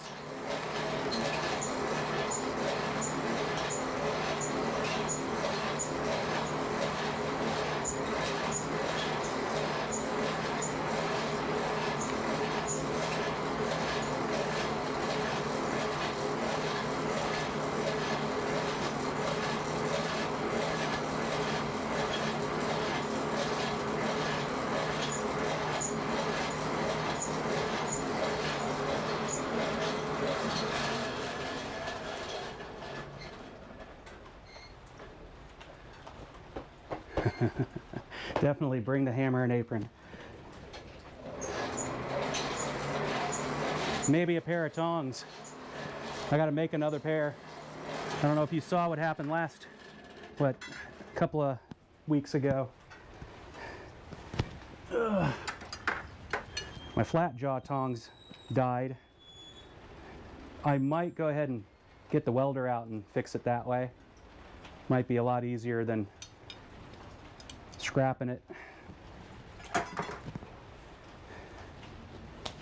And then I've got to make some more tongs.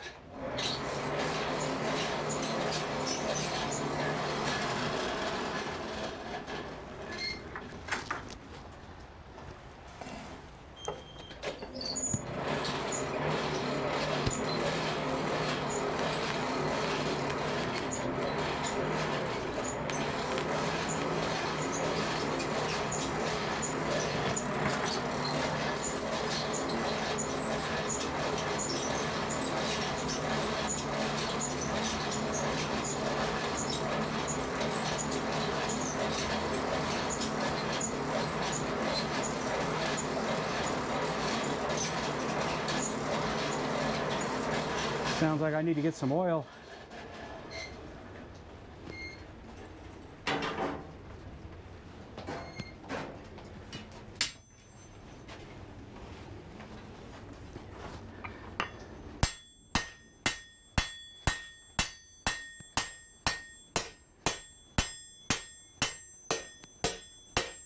This episode of Smithing with Jack is brought to you by problem solving and convenience bins.